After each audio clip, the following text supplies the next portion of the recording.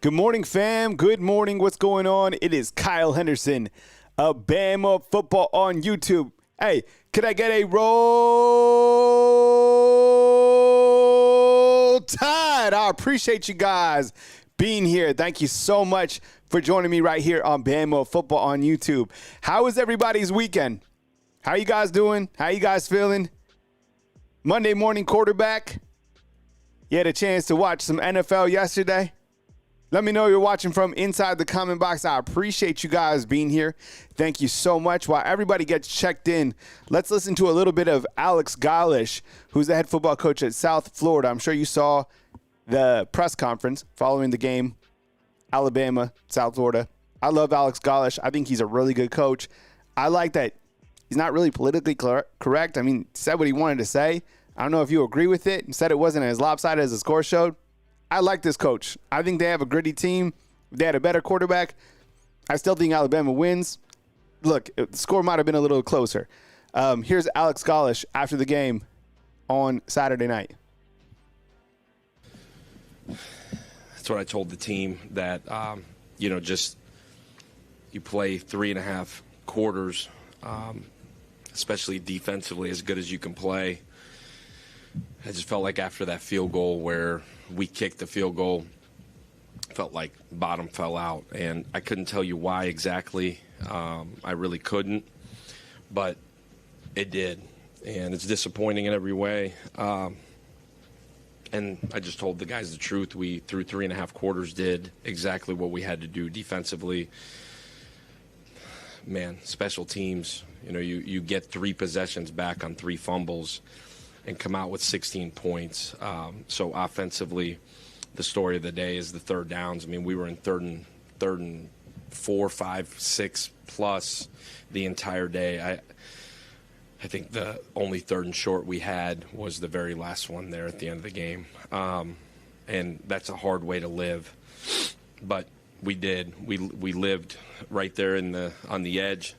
And the hope was at the end of it, in the fourth quarter, get it there and go win the game. We got it there. We couldn't go win the game. And that's where we are right now as a program. That's our last step of our growth, is to go finish that game. And proud of the fight through 3.5 quarters. I really am. Proud of the strain through 3.5 quarters. Proud of, certainly defensively, the execution through 3.5 quarters. Proud of the fight offensively. There was a lack of execution throughout, which led to the third and long situations. I think a lot of that I would take blame in terms of not executing offensively, not pushing the ball on the perimeter early. I thought we got to that. I think it took us a while to get there. But proud, certainly, of the effort. It's a good Alabama team. It's a really good quarterback. They're fast. They're physical. They know how to win. They know how to go finish that game in the fourth quarter. They've done it for a long time.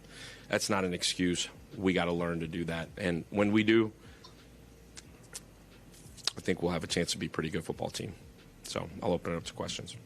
All right, fam, what's going on? I appreciate you guys being here. Kyle Henderson, Bama Football on YouTube. Can I get a roll tide inside the comment box? I appreciate you guys. We got 112 on today on the show. That was Alex Golesh following the game between Alabama and South Florida. I'm going to take you through this. We're going to go all the way to Coach Kalen DeBoer's press conference, which will be at 12. So if you want to jump back in, if you want to stay the entire time, I appreciate you guys. Thank you so much. One thing that I've done on this show is I've turned down the ads. I make a living based off this, so I want the experience to always be great for you guys. So let me know what the experience is in terms of like the ads that you see, but also, feel free. The super chats or becoming a fan funder on Bama Football on YouTube for as low as $2.99. I really appreciate you guys supporting the product. Always want to make sure that your guys' experience is the best when watching the show. It's a lengthy show today. This is what we're covering. Mondays, I am at 10 a.m. The rest of the week, 9 a.m. And, of course, during the game, we got the watch along. I'm with you, Chris. I think that this coach, Alex Golesh, will go somewhere else. He's got South Florida on the right track. Last year's game, it was challenging for a lot of different reasons. The year before, I think a couple seasons ago, he was the OC at Tennessee when Tennessee beat Alabama. This past Saturday night, he had his guys ready to go. They were excited to come into Bryant-Denny Stadium and see where they could punch. If they could punch above their belt, he said that their gold helmets were flying all around. I can't deny that. I mean, they were bringing heat all over the place. And, it doesn't help when you're penalized, over 10 times, and we'll go over some of the good and the bad today. We'll give out some game balls. We'll do the Pro Football Focus grades. We'll go through the entire snaps for all the players. And what I did is, I think you'll like this. So the Pro Football Focus grades, the snaps, and the stats after 2 games cumulatively, that's all packaged together, so we can spend time doing that. I'll take some calls probably in the second hour of the show as we continue to navigate through this. One thing that I wanted to do before we go through the top 25 scoreboard, and I appreciate you guys being here. If you guys could hit the thumbs up, it really helps. And then, of course, super chats are also appreciated. Bama Mike, my YouTube, more ads prob on purpose, huh? Yeah, I don't know. So playing with different experiences. One thing that I wanted to showcase, following Wisconsin's game against Western Michigan, Luke Fickell, who's a head football coach, I'll play it next. He was asked about Alabama during this last press conference. It's a short soundbite. Alabama takes on Wisconsin this coming Saturday, 11 a.m. start in Camp Randall. Alabama's favored by 15.5. It's a lot. I get it. But here we are. This is a really good football coach. I think this will be the best quarterback that Alabama has faced so far. Tyler Van Dyke, I know you guys, have feelings about Tyler Van Dyke. Miami's probably happy that he's at Wisconsin and not at Miami anymore. Whatever the case is, I watched a couple of their highlights from the early games. They played South Dakota and they played Western Michigan. I was moderately impressed with the quarterback play. The guy can get it out. I felt that their offensive line, they're pretty good, to be honest. They can run the football, which hasn't changed at Wisconsin. Their defense is okay, but 15.5 at Camp Randall, it is what it is. Here's Luke Fickell following the game against Western Michigan. How ready do you think your team is for Alabama? Given how ready are you, right? Games? I mean, again, every game is different. I mean, we're not going to lie. I mean, yeah, it's, the top team in college football in the last 20 years. I mean, you guys knew it. Yeah, it was daunting. It's been hanging over top of, your head from the time you walked in the door here. But it's also to say, hey, you got to find a way to continue to measure yourself, right? And it doesn't mean that you didn't measure yourself in the first couple of weeks. You're challenged incredibly, but you'll be challenged in a completely different way, and we'll find out where we are. And, I think that's probably the thing about these guys that I'm learning and getting a feel even better, week in and week out, that they do love challenges. They handle them in different ways, but we know darn well what's walking in here. And we haven't had our guys practicing for them and things like that. We had enough work to be able to, make sure we were on the right page and finding ways to win the first couple games. But, it'll be a heck of a week for us. I think that's a good question by Max inside the comment box. Does anyone seriously think Wisconsin has better athletes than South Florida? I don't know. I mean, South Florida, look, those guys, give them credit. And I think most everybody did. Did Alabama play their best game? Absolutely not. Were they eaten up on the offensive line? Absolutely. Was Jalen Milroe inaccurate? Yes. There was a lot of different elements within that game. The last, 7 minutes or 8 minutes of that game was who Alabama is and the quick strike ability that they present, right? South Florida's good. If that quarterback could throw the ball, I mean, that they win a lot of games. They're certainly way better than Western Kentucky. Plus, I felt they play really good defense. Their defensive coordinator, he's good. South Florida is going to win some games. I'm curious to follow them throughout the rest of their season. And in fact, I'll kind of be rooting for them, to be honest. I mean, I think they punch above their weight, play good defense. That quarterback can run right up the middle. I mean, the first half, he was gashing Alabama. Think about this. Byron Brown has run for over 200 yards against Alabama in 2 consecutive seasons. He's probably the only quarterback to ever do that. All right, what's up, fam? I appreciate you guys being here. Top 25 scoreboard, SEC standings, game balls, the good, the bad, Pro Football Focus grades. Coach Sheridan and Kane Wommack will be up at 11:30. So I'll take you all the way through to that point in time, and then I'll bring that right here on Bama Football on YouTube. So you don't got to go anywhere else. You can kick it with me. I appreciate you guys being here. It is week 3 of the college football season. So we have a little bit to work with in terms of numbers, in terms of what we've seen. Had a little bit of opportunity to watch the NFL yesterday. My goodness, my fantasy football quarterback is Jared Goff.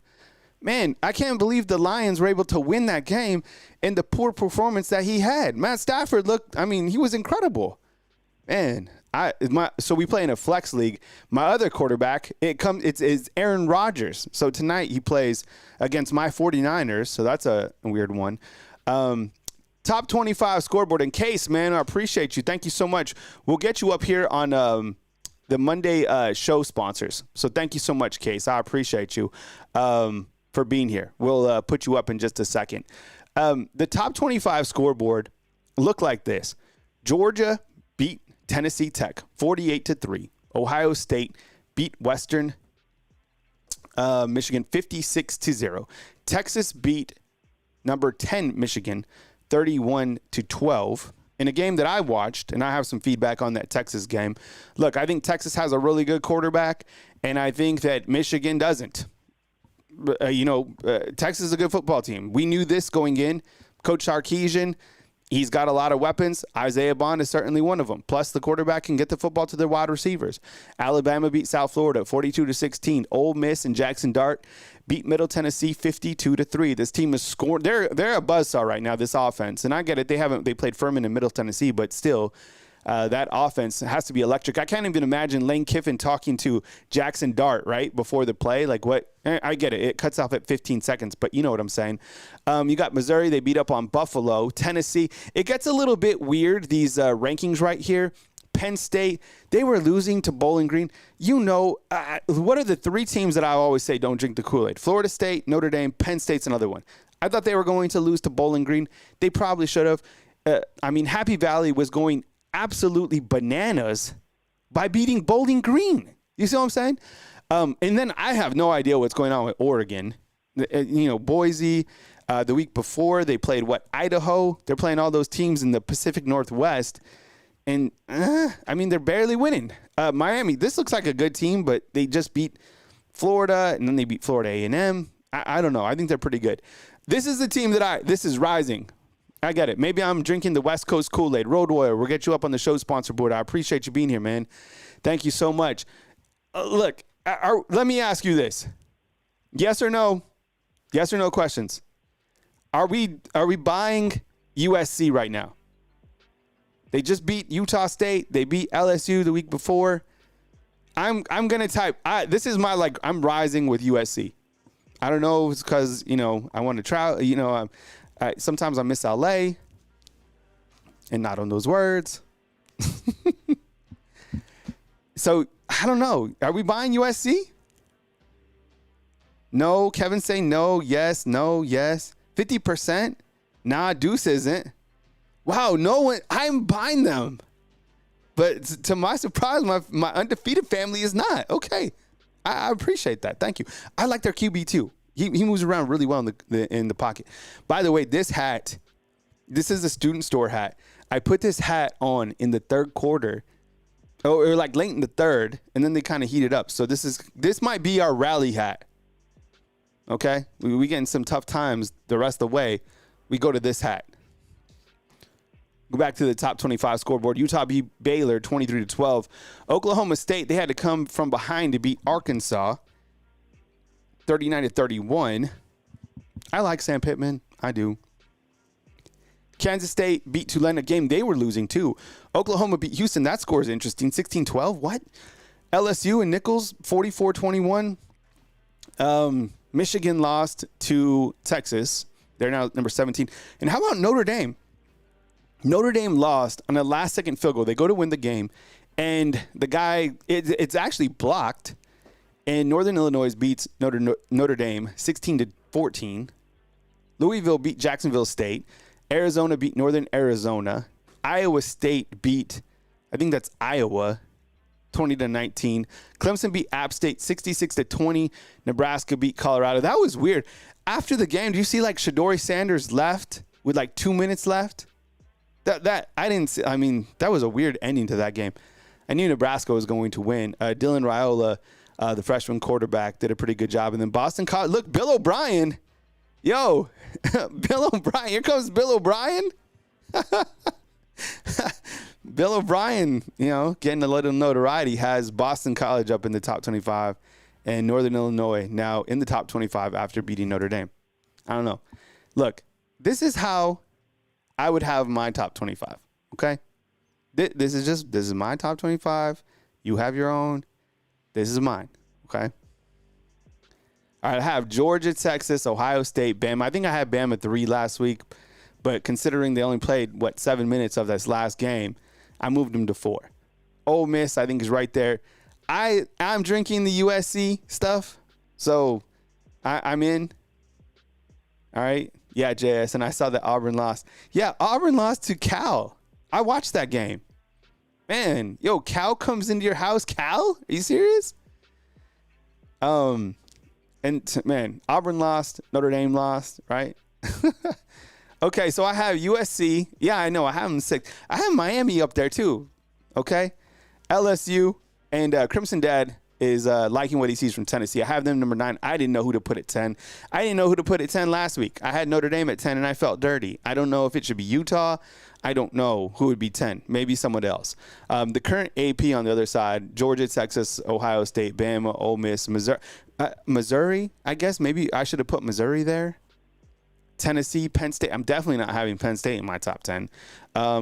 Oregon, I'm not having them in my top 10. Miami. So I guess I should have put Missouri at 10. Case has Miami over USC. Yeah, I could see that.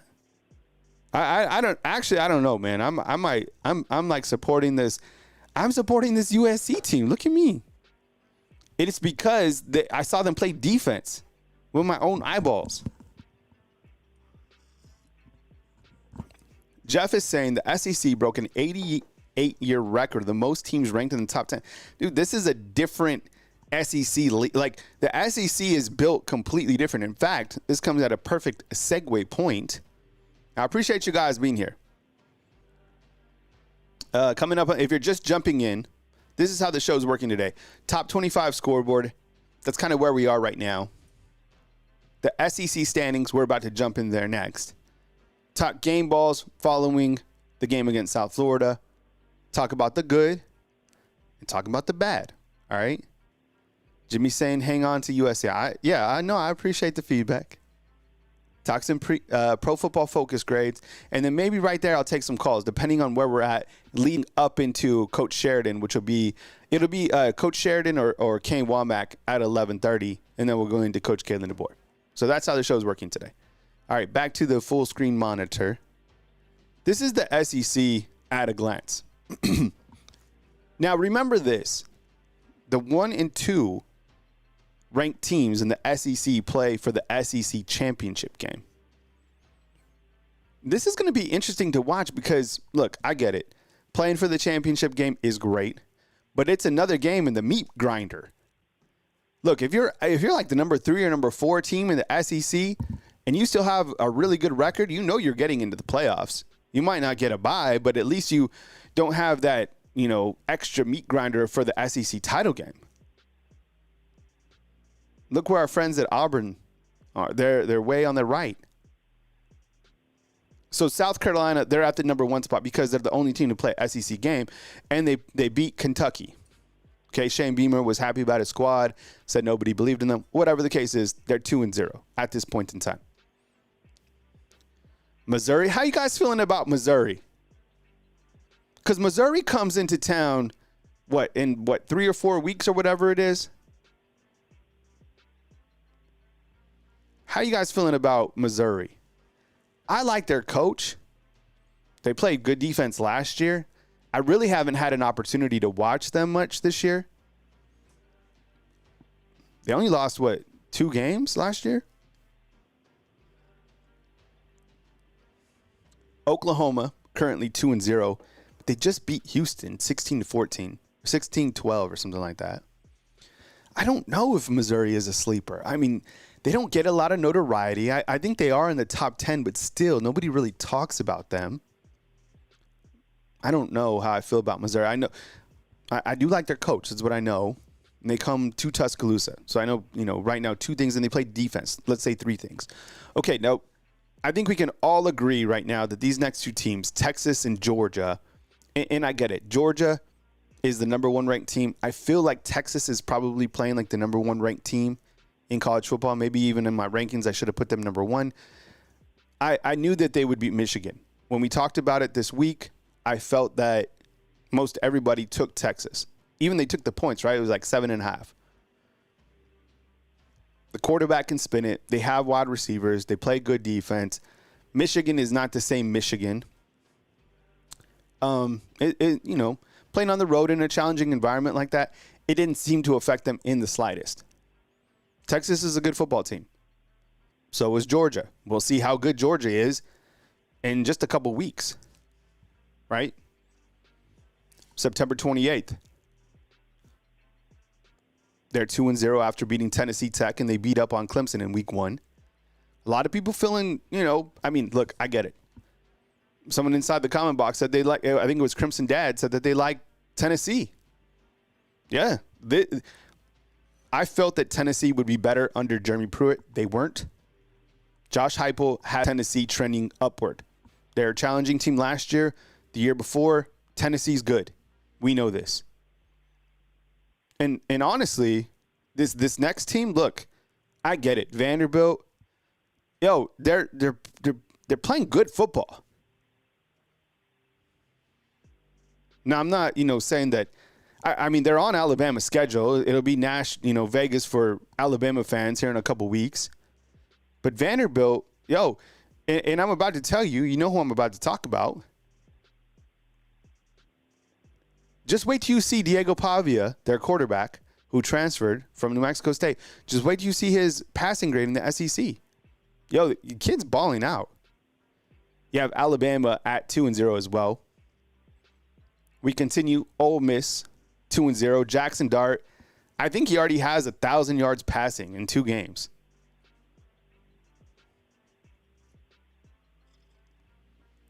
Texas A&M, 1-1.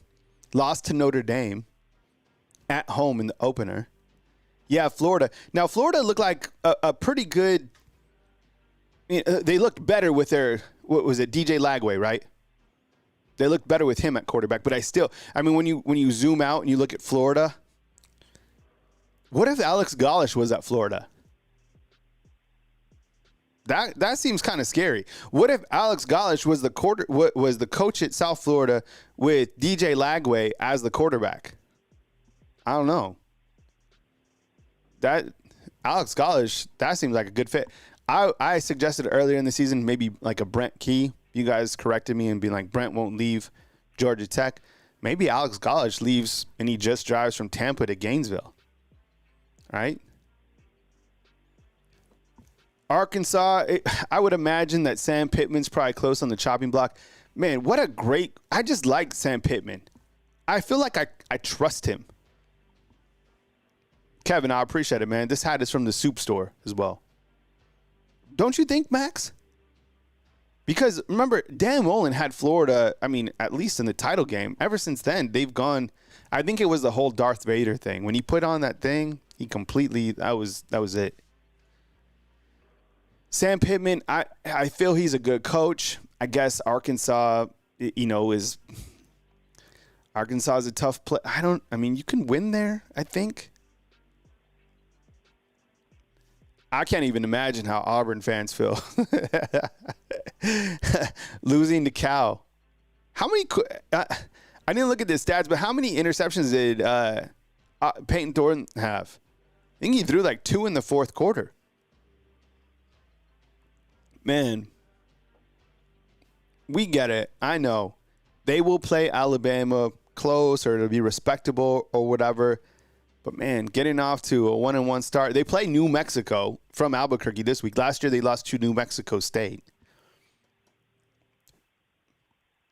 I think this next team is good. I think that LSU is a good football team. I have them in my top 10. I feel the quarterback's good. I think that the game, going to Death Valley will be challenging regardless. Ron, we didn't even talk about the NFL for more than 2 minutes, bro. We talked about Jared Goff being a fantasy quarterback. But I love you being here, bro.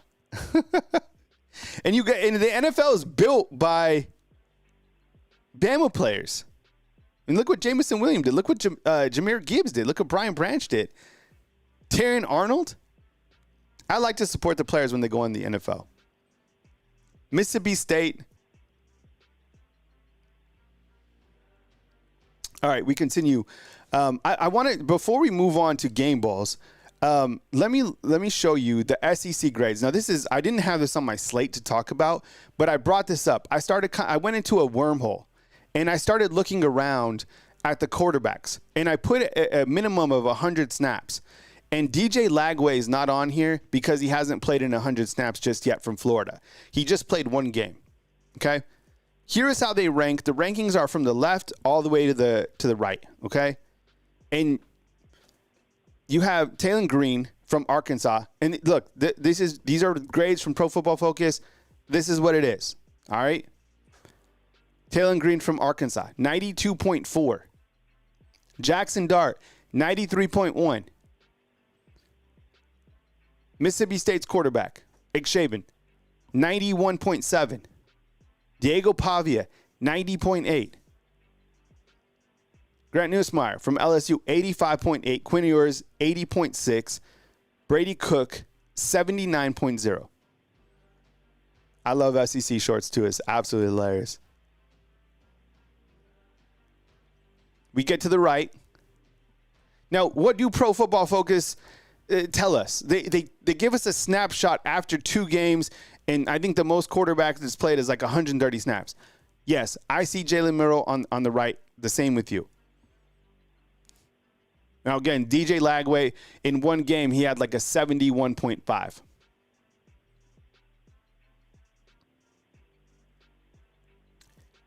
And then the Norris Sellers down there, and then Brock Vandergriff, 57.1. That's a bad graphic. Yo, but it's okay, because I want to show you this. And out of all these quarterbacks on here, right?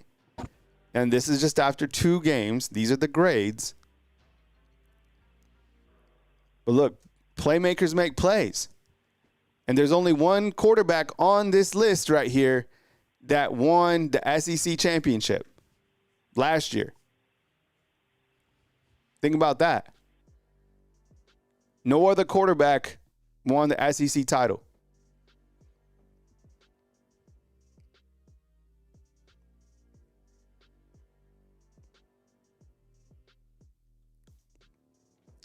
Kyle Henderson, Bama Football on YouTube. I appreciate you guys being here.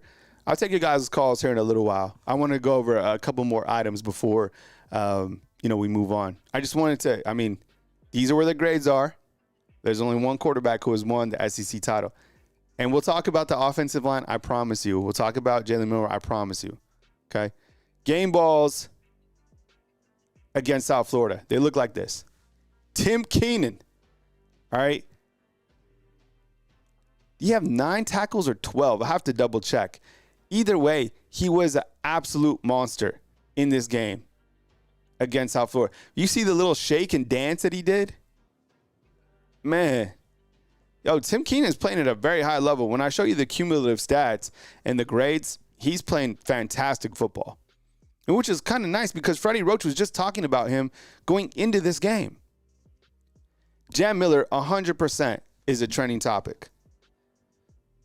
Against South Florida, let me ask you this. I know it's sometimes hard to do comparisons. Who would you say that Jam Miller is comparable to from past Alabama running backs? Let me know what you think inside the comment box. He has speed. He has power.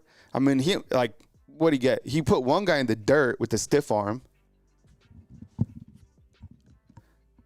He has speed. He has power. Who would you say he's comparable to? Jahad Campbell, monster. 67 snaps, a grade of 78.7, 11 tackles,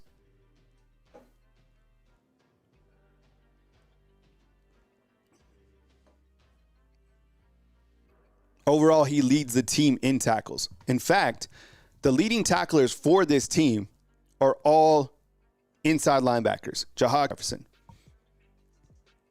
All right, getting some feedback in terms of who Jam Miller is comparable to. Trent Richardson, damn. Damian Harris. It's me, Marvin. Hey, you know what? I think, so check this out. Justin Jefferson, okay, only played in 24 snaps and he had 10 tackles. You can only have 2 inside linebackers on the field, right? And you have Deontay Lawson, who is also playing at a very high level. But, man, that's amazing. 24 snaps and to get 10 tackles. Now, okay, can we all agree on this? That was not targeting with Justin Jefferson. Do we feel like that? Josh Jacobs, Trent Richardson, Sean Alexander. Ooh, I like that one. Mark Ingram, Glenn Coffey. Someone said that Justice Haynes is comparable to Glenn Coffey. Tim, I haven't seen that video either on Elijah Pritchett. So Justin Jefferson, this is going to be interesting. When we look to the inside linebacker position, when I go over the snap counts, Justin Jefferson will miss the first half of this game against Wisconsin.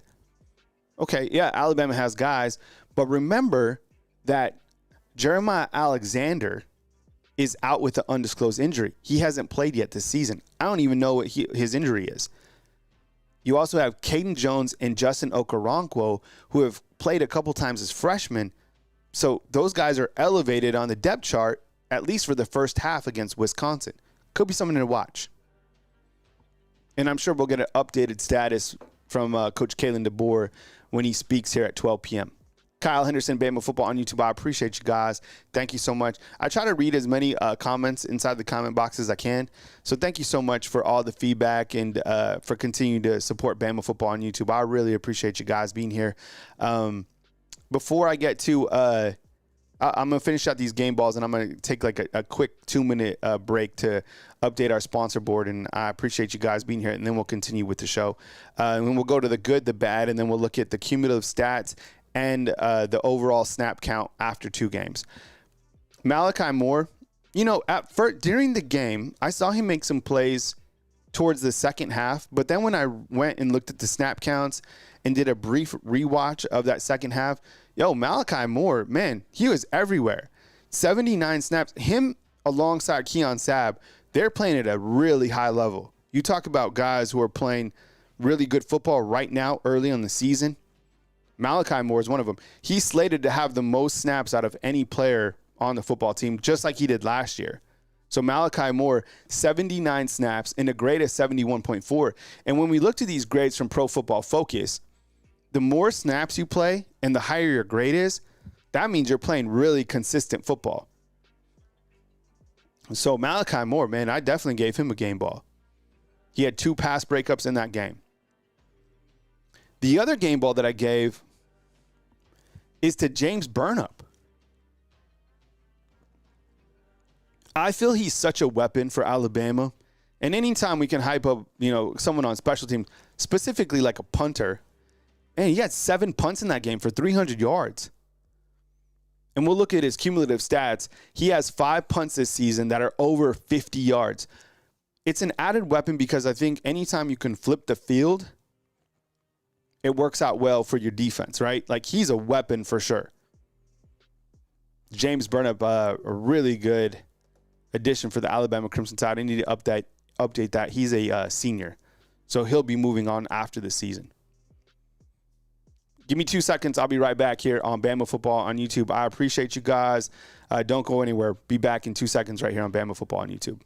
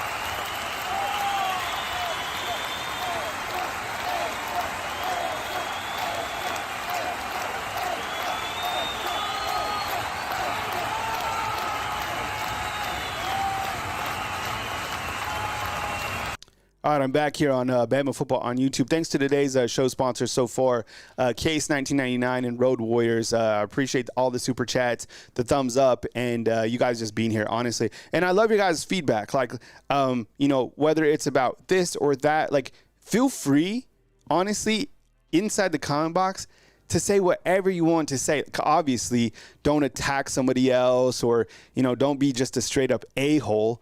But say what you want. When you call in, give me your opinion. Like, don't sugarcoat it. Tell me what's on your mind, right?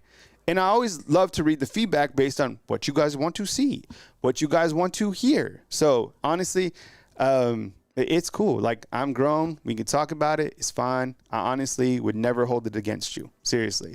It's all good. We get one trip around. I love to be positive, but I love feedback. So all good. All right, let's talk about the good, and then we'll go to the bad. All right.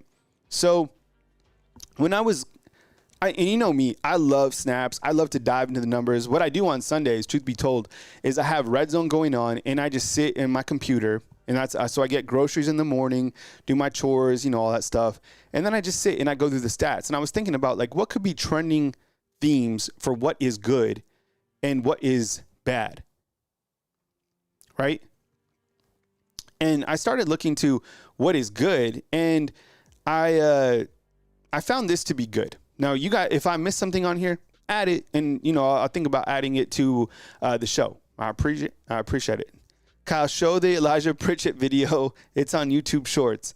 All right, Tim, will you send it to me somehow? nmpreps@gmail.com. When I put the call-in line number, you'll see it at the bottom. Email it to me. And if it isn't copyright, I'll definitely try to show it here.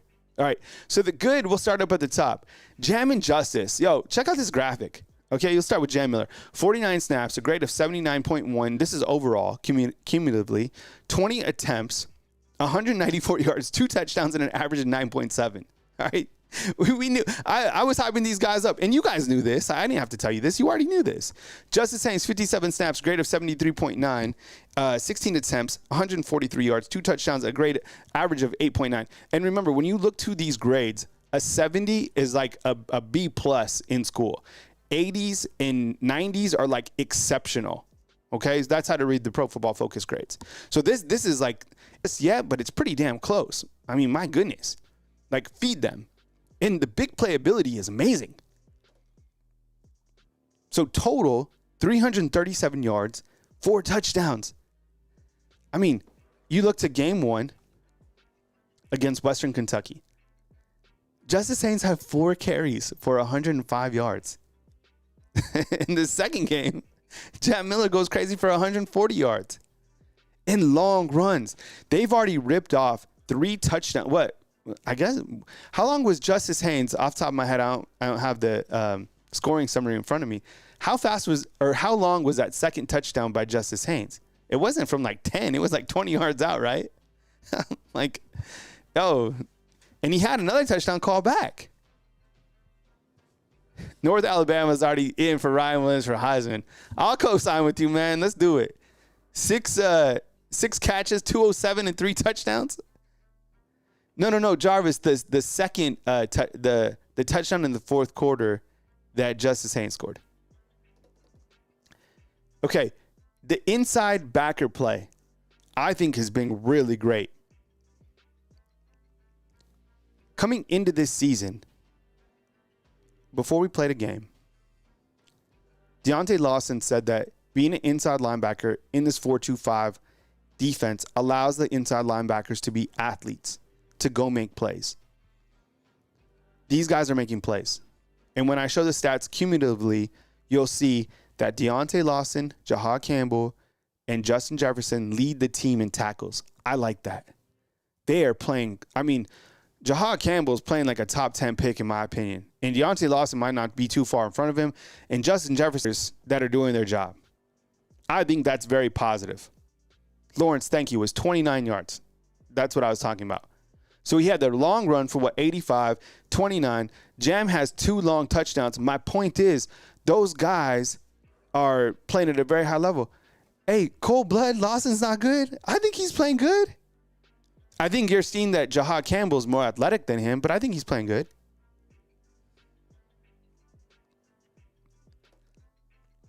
How about this stat for good? The third down defense on third down, teams are only 36% in 2 games. I get it. And the thing is, we have to remember, none of these quarterbacks can throw the football. TJ Finley, he couldn't throw it, and this guy couldn't throw it. But still, it's an impressive stat. 5 of 36 or 36%. You play like that, yo, you're going to win a lot of games. A lot of games. That stat, honestly, like jumps off to me. When I was looking at the cumulative stats, I was like, my goodness. Third down defense is critical. I appreciate you guys being here. Thank you so much, Kyle Anderson, Bama Football on YouTube. I appreciate you watching the show. I'll take you all the way to Coach Kalen DeBoer's press conference, which is at 12. And then at 11:30, before that, 30 minutes, you'll get the OC and the DC. I also upload everything into podcast form as well. So go to Spotify, Bama Football on YouTube. I really appreciate that. But all the news comes here first, Bama Football. And you know what? My Facebook channel is like on fire. I've been posting different things and so Bama Football on YouTube, go to Facebook, Bama Football YouTube. The channel's like exploding over there. I use that as basically my website. Ryan Williams, okay. Sometimes his grandpa will come inside the comment box. Okay. Who saw this? Like, you talk about elite. His Pro Football Focus grade, I think, is like 87. 2 games. He's caught the ball 6 times. He scored 3 touchdowns. Every single touchdown, 6 receptions, 207 yards, and 3 touchdowns. Man. And look. He was targeted 7 times. I would say Jeremy Bernard right now is wide receiver number 1 in terms of snaps and targets. But you could argue Ryan Williams is already number 1 as a 17-year-old. He was targeted just as many times as Bernard, and his production has been fantastic. You know what you should do? Here's some homework, too. If you're out there and you want to if you like to watch other shows that are Alabama football related, which I'm sure you do, and please go support all those other shows. Aaron Murray has a video, and he grades Jalen Milroe. So former quarterback, I know he's a Georgia Bulldog, but he gives some pretty good feedback on the game against South Florida. Some of the throws were on Milroe. Some of them were on the wide receivers, and a lot of them were on the offensive line. So go check it out. Just type in Aaron Murray and then Jalen Milroe, and it should pop right up. But Ryan Williams, 6 catches, 50% of the catch is a touchdown.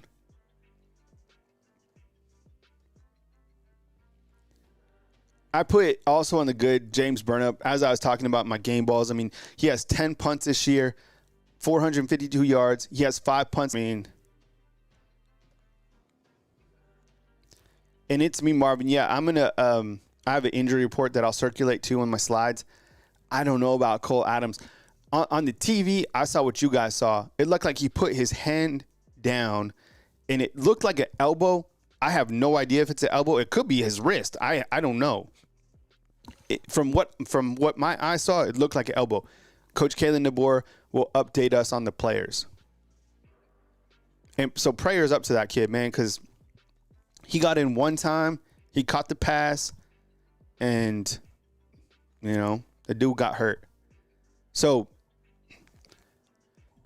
now while that sucks, because I thought he's a good punt returner, I really feel that punt return by Jalen Mbakwe, it kind of started a little bit of fire for Alabama, and that's kind of what led to Alabama scoring 4 touchdowns in 7 minutes or whatever, right? Am I wrong with that? Like a freshman started a fire. So it was a spark. Freshman playing all over the field, you'll see it. And then Jalen Milroe. Look, say what you want. Look at his grade. He's been sacked, whatever. He has 526 total yards. He has 9 touchdowns, and he has no interceptions. That's good. Like, we take that. He's 2-0. Right? Now, for the bad. Third down conversions for this team. 13 of 26 for 50%. And I was like, when I first looked at this, I was like, that's pretty bad. But then when I went and looked at it comparatively to the rest of the country, it's actually not that bad. For example, like, I think Ole Miss they're like in the 70s. But again, look who they played, right? For example, Texas has a third down conversion of 57%. So I guess you would like to see, 60% would be amazing. 13 to 26 right now needs to improve.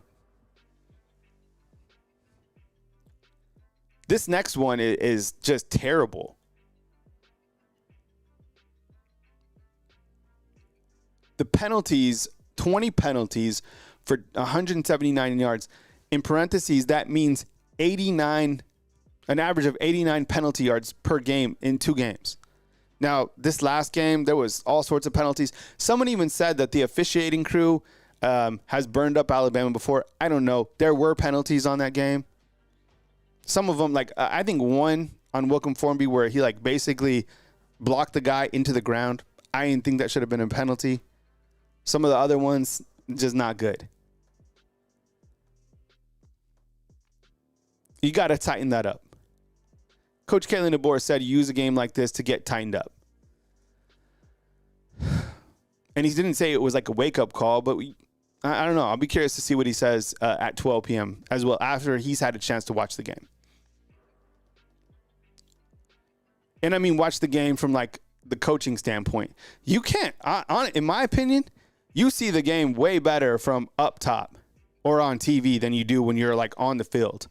You can't really see much when you're on the field level.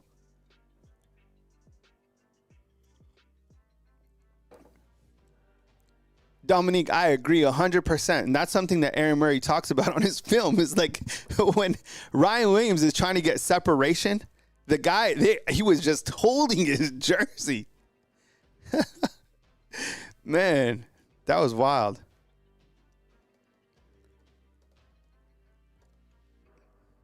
They've been sacked 5 times for 30 yards. I think Simpson was sacked 1 time, so they might have been sacked 6 times.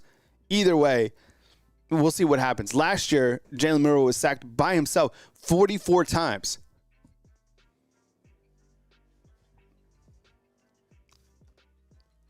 The offensive line, the grade so far, cumulatively, is 55.38. I'll show the grades in just a second. The thing about it is like that's not the offensive line that will be the offensive line for the game against Wisconsin. I'm trying to enunciate more of Wisconsin more than Wisconsin because I said that. And I have a bunch of Wisconsin fans. I mean, I want to say, announce it correctly. But they were like, it's Wisconsin, not Wisconsin. So I'm sorry. I lived in Iowa. That was the closest that I got to Wisconsin. I'm sure, I went and visited St. Norbert. So for our Wisconsin fans, do you know where that's at? St. Norbert? It was probably one of the coldest places I've ever been in my life. Do we have any Wisconsin, Alabama fans that know where St. Norbert is at? Mom, if you're watching the show, do you remember when we went to St. Norbert? We saw penguins at the at the stadium. All right.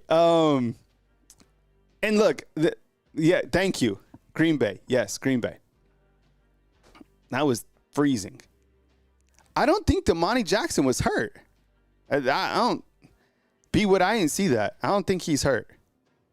That would be news to me. I didn't think he was hurt. Okay. I know that there's no real stats that show when your DBs are burnt. Okay? But let me ask you just a yes or no. Did you see at least 1, 2, I saw 3 times, that the Alabama corners were burnt bad. Now, if a quarterback could get them the football, those would have been 3 touchdowns.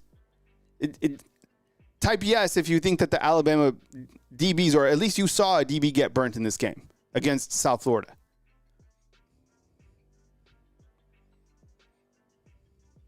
Who lives in Iowa inside the comment box? Did someone say they live in Iowa? I used to live in Iowa too, Pella Windows. Yeah, I went to Central College as well. See, thank you. You guys they got burned. Yes, thank you. Yes, you guys all saw the same thing too. I was like, oh my goodness, and they were burnt bad. It wasn't like a receiver got behind somebody. No, they were like, there was, I don't know, 7, 8 yards badly. So you saw it twice. I saw it 3 times. One is a touchdown against even a quarterback like you're going to face against Tyler Van Dyke, I would imagine. This quarterback, thank goodness he couldn't throw. And TJ Finley, my goodness, he totally regressed. Thank you. So everybody said you got burnt. I saw it too. Oh, you stayed in Waterloo. Anybody ever know where, ever heard of Wartburg? We played, I played football at Central, so I played Wartburg, Simpson. I'm trying to think of the other places that we played. Rod is saying 5 to 6 times. Damn. All right, we looked at that. This is what I have for the injury report. Look, I'll update this if we need to get another player on this. I would imagine that Caden Proctor plays in this game. I mean, he came out. He looked like he was practicing before the game. That's what a lot of the reporters had. It looked like he was going to play. Or he could have played if they absolutely needed him to. Now, Cole Adams, I just put it arm. That's what Coach Saban used to say. He didn't even say it like the elbow's on the arm, so he just say arm. He keep it vague. It looked like elbow to me. I saw someone say elbow to them as well. I don't know. I mean, that would be probably more of a significant injury if it is something to his elbow. Oh, man. Jeremiah Alexander, I have no idea what the injury is. He hasn't played in the first 2 games of the season. He's out. And as I said, I would probably say he's on the second or third team with the inside linebacker. So with Justin Jefferson missing the half, you're probably looking at Caden Jones or Justin Okoronkwo maybe getting some early half snaps against Wisconsin if they need him to. And then Jalen Hell, he suffered a significant leg injury earlier this year. And I don't know if there's a timetable for him, but he periodically will update everyone on social media. So prayers up for him. Kyle Henderson, Bama Football on YouTube. I appreciate you guys being here. Thank you so much. Before I take your guys' calls and we play a little bit of Monday morning quarterback, what I want to do is go over, and honestly, this is a labor of love. This takes a long time.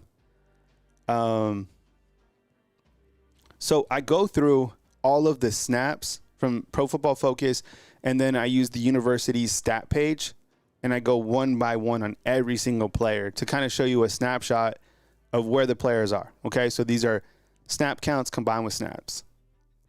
So we'll look at it now. I appreciate you guys being here. This is it takes a lot of time to put this together. If there's any errors, then I'll go back and fix them. So, I mean, clearly there's a lot of like data input. But one of the things that I also read from the feedback that I see inside the comment box is you guys wanted the numbers and you wanted the graduation years.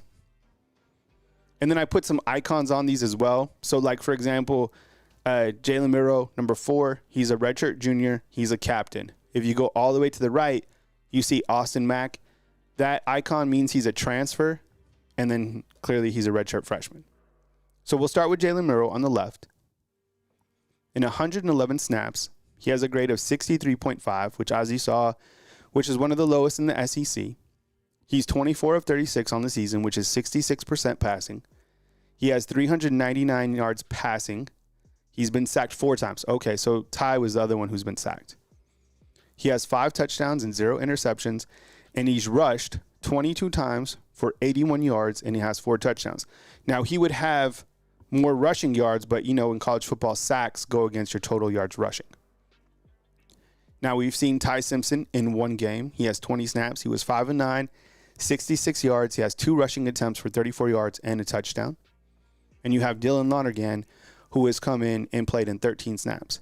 Hey, Emmanuel, thank you so much for becoming a fan funder. Will people please welcome Emmanuel? Thank you so much. We really appreciate your continued support right here on Bama Football on YouTube. Thank you very much. I appreciate you. From saying, what if Milroe stays another year? He could. Look, one of the things that I want you guys to look at while we're rolling through these stats and while we're looking at the board and the depth chart, write down how many seniors are playing right. Serious. A ton of guys could return next year. A ton of them. All right? Just something to watch for sure. All right, we'll look at the running backs. Jam Miller. All these guys could come back if they wanted to. Jam Miller, 49 snaps, and this is cumulatively. All these stats that we're looking on going forward are total stats and snap counts through 2 games. 49 snaps, a grade of 79.1, which is honestly outstanding. Don't look at it like as a grade in school. And if I haven't put the grade by the player, it means they haven't played enough snaps to get a real meaningful grade. 20 attempts on the season, 194 rushing yards, and 2 touchdowns, an average of 9.7. He talks about the impact in them. This being one of Alabama's strongest suit is their ability to run the football. Justice Haynes in 57 snaps, a grade of 73.9, 16 attempts, 143, 2 touchdowns, and 8.9. That is like, feed these guys. Let them eat. We've seen a little bit of Richard Young. It felt to me that when Richard Young played, that Western Kentucky played their best football. So you look at his snaps, he has an average of 1.3. I'm sure he's a little bit frustrated by that. But Daniel Hill and Kevin Riley, they looked really good.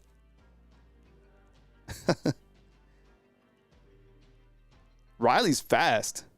And Daniel Hill, he's a big dude. I think he's like 230 pounds, 240 maybe? I don't know.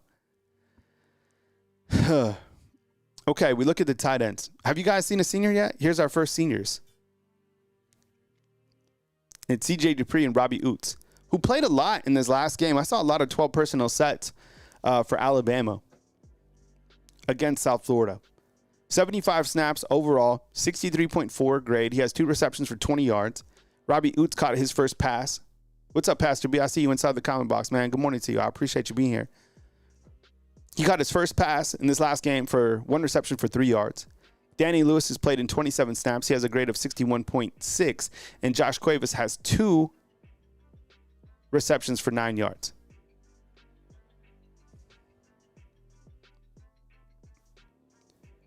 Hey, I appreciate you. Thank you so much, Linda, for the comments. Yeah, this is because I have to have 2 screens. So what I do is I do the stats and then I do Pro Football Focus, and I go like back and forth, back and forth, back and forth, double check, triple check. So yeah, it's a labor of love, but I love stats. So it's like it feeds me a little bit. All right. Hey, Lawrence, Lawrence became a fan funder. Thank you so much. We appreciate it. We had 2 fan funders join, and Case and Royd Warriors are, show sponsors today with their contributions as a super chat. So thank you so much. That's the way to support the channel. Honestly, that's how I make a living, is on YouTube. So thank you so much for allowing me to be a content creator. Thumbs up goes a long way too. Here's the wide receivers. Okay, let's look at this. Being an old wide receiver myself, I love, looking at the wide receiver numbers. What I did on this graphic is I sorted it based on, I think I did it by snaps. So let's start at the left. There's a lot of information here, so stay with me. And thank you very much, Lawrence, for becoming a fan funder. Appreciate you. So Jeremy Bernard, he's played in 104 snaps. That's why I kind of listed him as wide receiver number 1. He only has 5 receptions for 70 yards. His grade is 67.9. He was targeted 7 times against South Florida.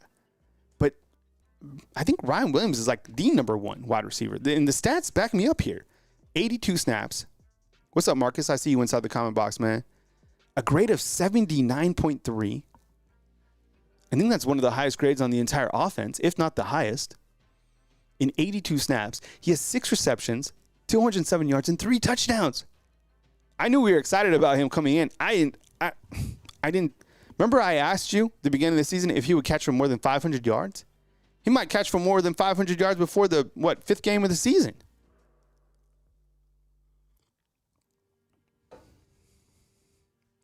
Kobe, so there's the highest grade. My bad. It's right next to me. Hey, and Russell become a fan funder too? Thank you so much. I appreciate you guys.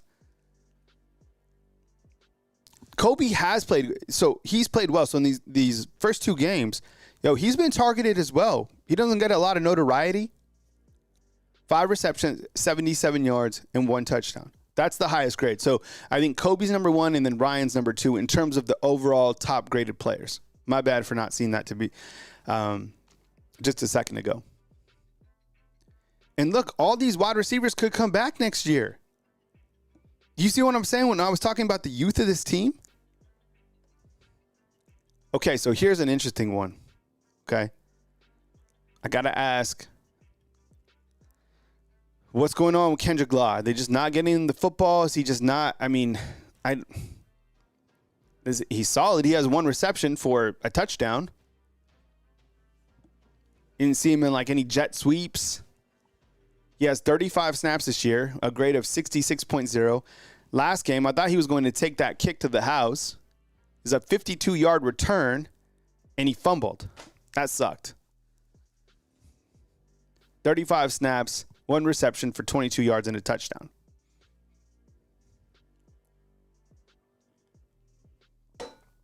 Man, that fumble, yeah, you're right, man. All fumbles come at the wrong time. But that one, like Alabama, you're like, okay, they get the ball at halftime. You need some momentum. Boom, fumbles. Emmanuel Henderson, 36 snaps, a grade of 55.6, 1 reception for 10 yards. And Cole Adams with 23 snaps, 1 reception for 5 yards. Ironically, his first catch, he gets injured.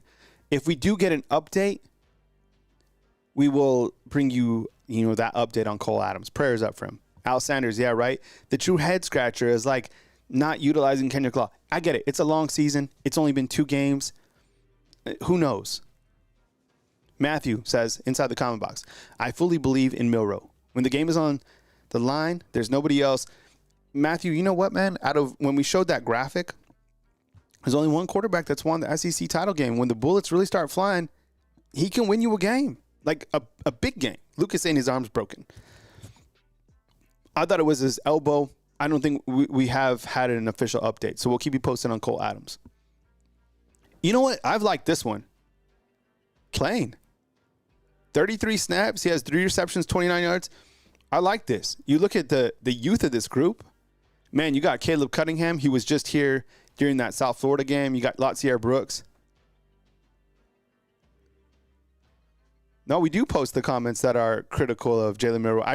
On this format of my show, I literally do not post any of the comments on the show because I physically can't or I don't know how.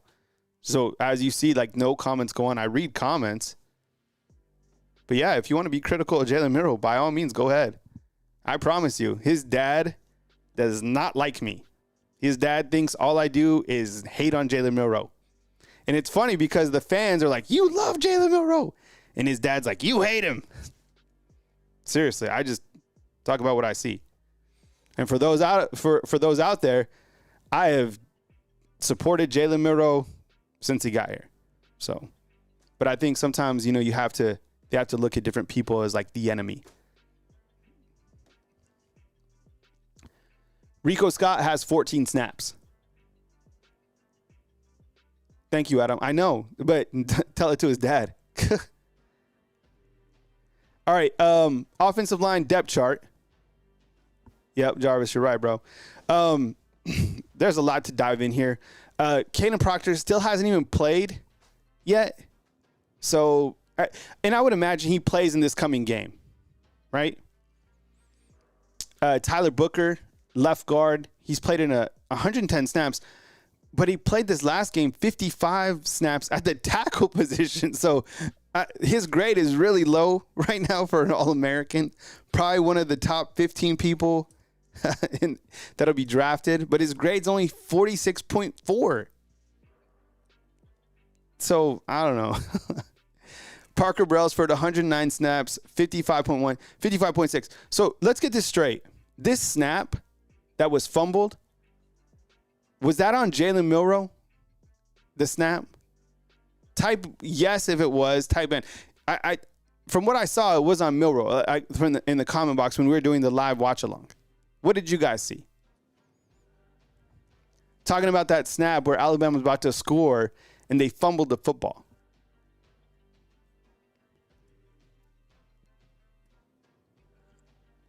Tim is saying yes. Yeah, I think it was on him, right?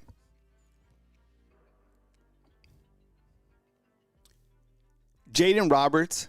It looks like he has the highest grade.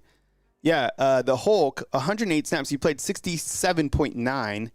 And I'm surprised Wilkin Formby's grade is higher than Tyler Booker's grade. So in 105 snaps, he has a grade of 51.4. And I think his overall grade against South Florida was like in the 40s. It was like 46.2 or something like that. Now, Elijah Pritchett came in and just played 6 snaps, and his grade is 48.1. Again, he's played less than half the snaps that Wilkin Formby has. I would imagine he gets the start at right tackle, and Caden Proctor is your starter at left tackle, right?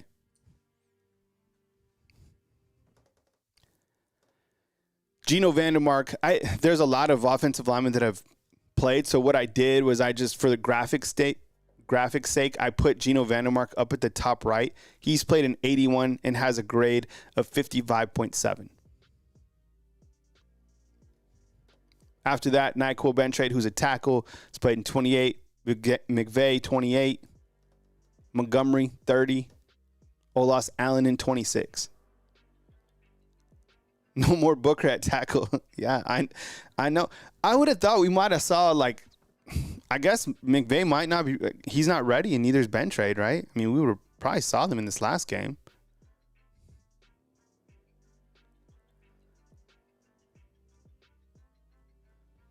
All right.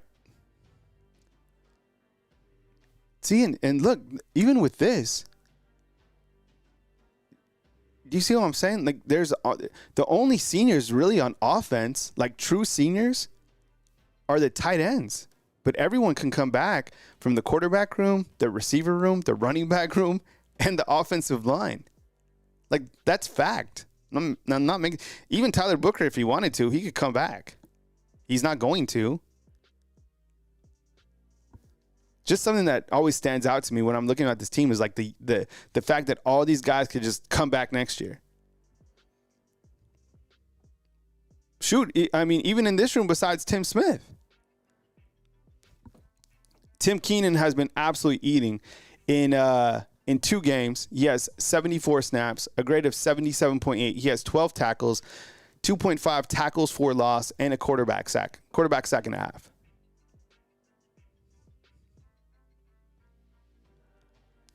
Coach Sanders is saying that he would start Formby on Saturday. We're going to need him over the course of the season, developmental position. Pritchett will probably get more snaps on Saturday, though.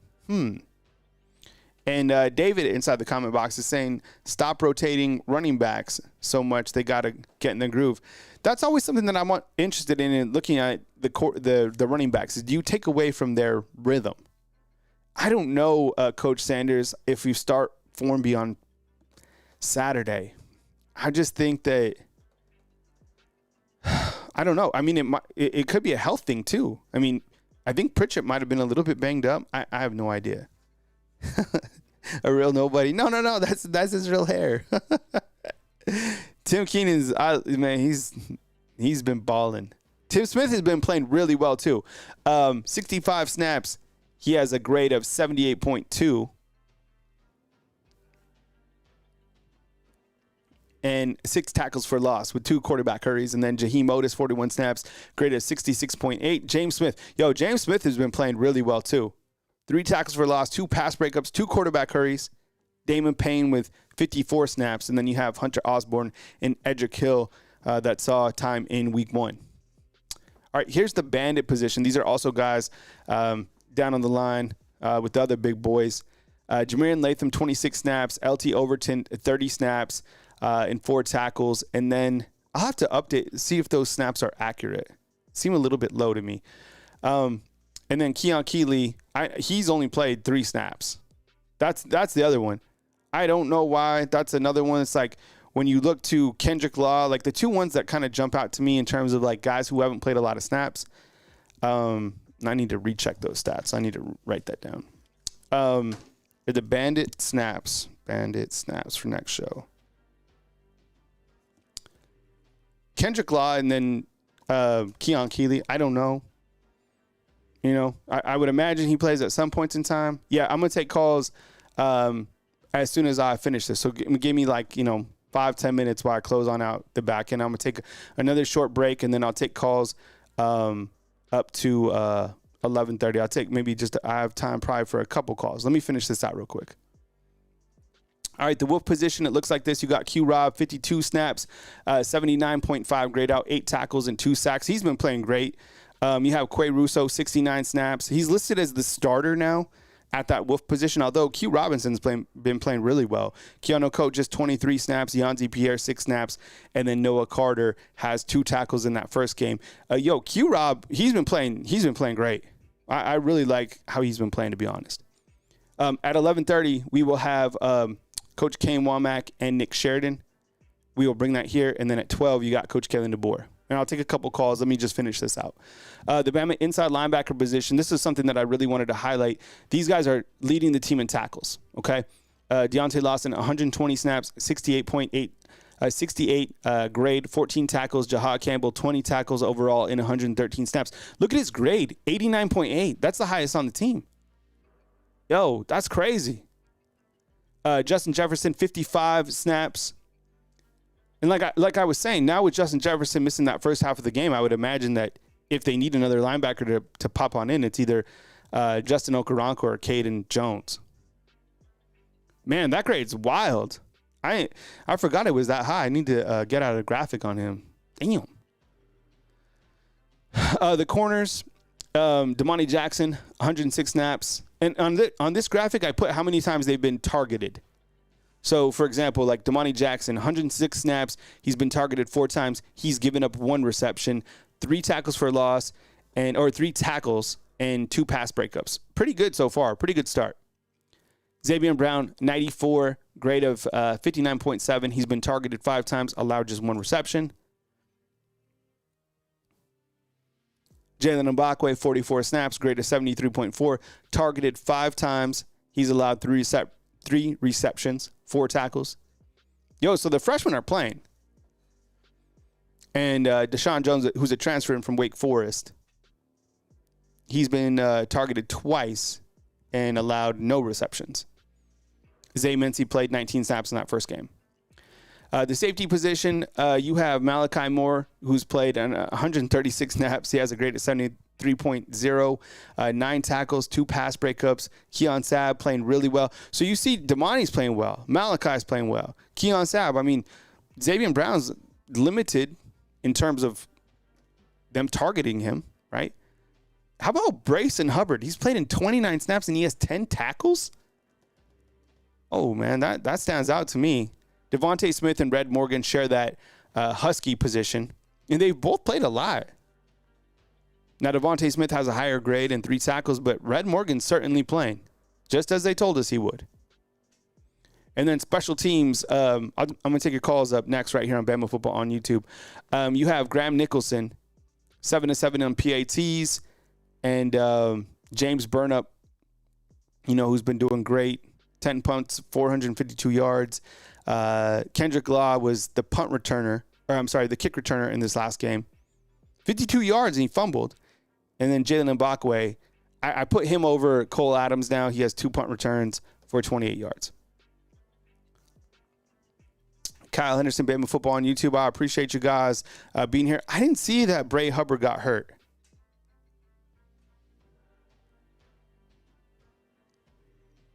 All right, I'm going to take a quick commercial break, and I'll be right back on Bama Football on YouTube. I'll take your calls coming up next.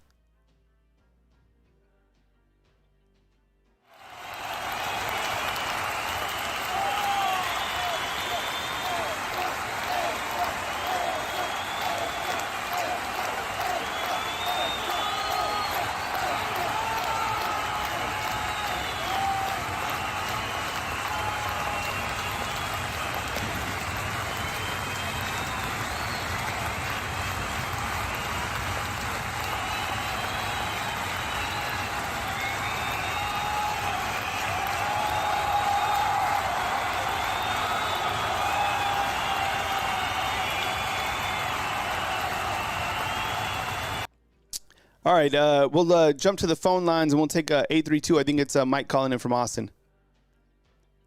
Mike, what's up, man? We got we're kind of running against the clock. We got 15 minutes, so let's get to the point and play Monday morning quarterback. I love you. I appreciate you joining us, and Mike from Austin, man, come with it. Hey, thank you, Kyle. Well, the offensive line is still absolutely our worst unit on the whole team, and they got to get it figured out. They got to get it adjusted where they can work together. And in hindsight, thank God we got a quarterback like Milroe that can scramble and get out of trouble when he needs to, because offensive line is just playing so bad. But Kyle, the big picture, in my opinion, is we're, like you mentioned, we're 2-0. Overall score 105-16 or whatever, so we're killing it. Mm-hmm. And I think this past game was kind of a fluke a little bit, to where some of them calls were total BS, Kyle, and all the fumbles. And so I think it was kind of a fluke game. But Bama played a horrible game, and we still won 42-16, as opposed to Oklahoma that played a horrible game and won 16-13. So, but I think it was kind of a fluke game that we played. Yeah, I think that the first three quarters, like we said, it was frustrating, kind of similar to the first time that Alabama played South Florida. And then you see the attackability for Alabama in that fourth quarter. And I think that's what will set them apart, is their ability to make big plays really quickly. I mean, we saw it in the first game. They were, quick drives, 33 seconds, 45 seconds, a minute. These guys are absolutely able to score a lot of points very fast. What else is on your mind, Mike, when you look at kind of this game going into Wisconsin? I think we're going to whip Wisconsin's butt and make them pay and take it out on them. That's what I think, Kyle. I think Bama's going to Madison, Wisconsin. We're going to beat them so bad they're going to quit. They're going to quit playing football. Well, maybe not that bad, but I think we're going to beat Wisconsin. I think we know what we're up against. They're a Big Ten team. They're not going to semi-sneak up on us like this past team did a little bit, but it's. I think we're going to beat Wisconsin and then have a week off before Georgia. But like I mentioned, that was part of it right there. Until we get that fixed, we're still going to be a top team, but I don't know if we're going to be good enough to win it all. And yes, our defensive cornerbacks, they did get burned several times. They got burned bad, but we expected that. They're young and they haven't gelled yet. And we still and as good as Kyle, bottom line here, buddy, as crappy as a game we played, we still smoked them. And like you say, in that past few minutes of the game, we showed what Alabama's very capable of. That last few minutes and the entire Western Kentucky game, we can put up 21 points in a flash. In 3 seconds, we can put up 21 points on the board. That's what we're capable of. But, dude, I'm not giving up hope yet. I encourage Alabama fans, and they're with me. Let's not nitpick. Let's not give up hope. I really think it was a kind of a fluke game and crappy calls, untimely crappy calls. So it's and fumbles, but thank God we got Jalen Milroe. And I think we're going to kill Wisconsin. That's my take on that game, Kyle. Yeah, I appreciate you calling in, Mike. We'll fly to the next call, and be safe driving out there, and we'll catch up with you next time, all right? All right, man. Bye. All right, next up, Chris from New Jersey. Let's do it. Chris, what's up, man? Let's jump right into it. Monday morning quarterback, man. Give me your take on, what you learned or what you're looking forward to coming up next in this Wisconsin matchup in Week 3. Kyle. Yeah, I have a message for the Milroe hate in the chat, the undefeated, with all due respect. Just shut up already. Give me a break. Let me just say this, okay? I don't want to – I mean, Adam's my pal, but give me a break. He's the best quarterback on the team. And let me rant for a second, Kyle, okay? The offense – we're missing Proctor. Booker is a great lineman, but he's a guard, okay? Formby – about football, when your offensive line is struggling, where were the outlet passes? If you can't block them, you screen them, right? So Sheridan, who we all love, had a terrible night. It's not on the shoulders of Milroe because they didn't give him some outlet passes, and Formby, he's not ready. He wasn't ready. You got to put the other guy in there and play to his strength. Remember how long it took us to put Caden Roberts in the game, and we struggled at right guard, and we put him in there finally? Well, some people play better than they practice. We needed a change-up. There was no change-up. That was Milroe's fault. I mean, and you saw. Look at the grade that Booker got. And he's my favorite player. He's my favorite player. He's He's a guard. He's going to be maybe a first-round draft pick at guard for the NFL. He's struck. I mean, come on. I mean, and let me tell you something. There's something that nobody else is talking about. Okay, nobody else is talking about. This was a night where they're naming the field over Saban. Saban's down on the field shaking his head, which I don't blame him. Right, but we had the NFL greats in the. They put this added pressure on and our team is young. I mean, Domani Jackson may be a junior, but he was a freshman on Saturday night. He was a freshman. You don't think walking around and looking at Julio Jones, I hate to say this, I might be part of the problem.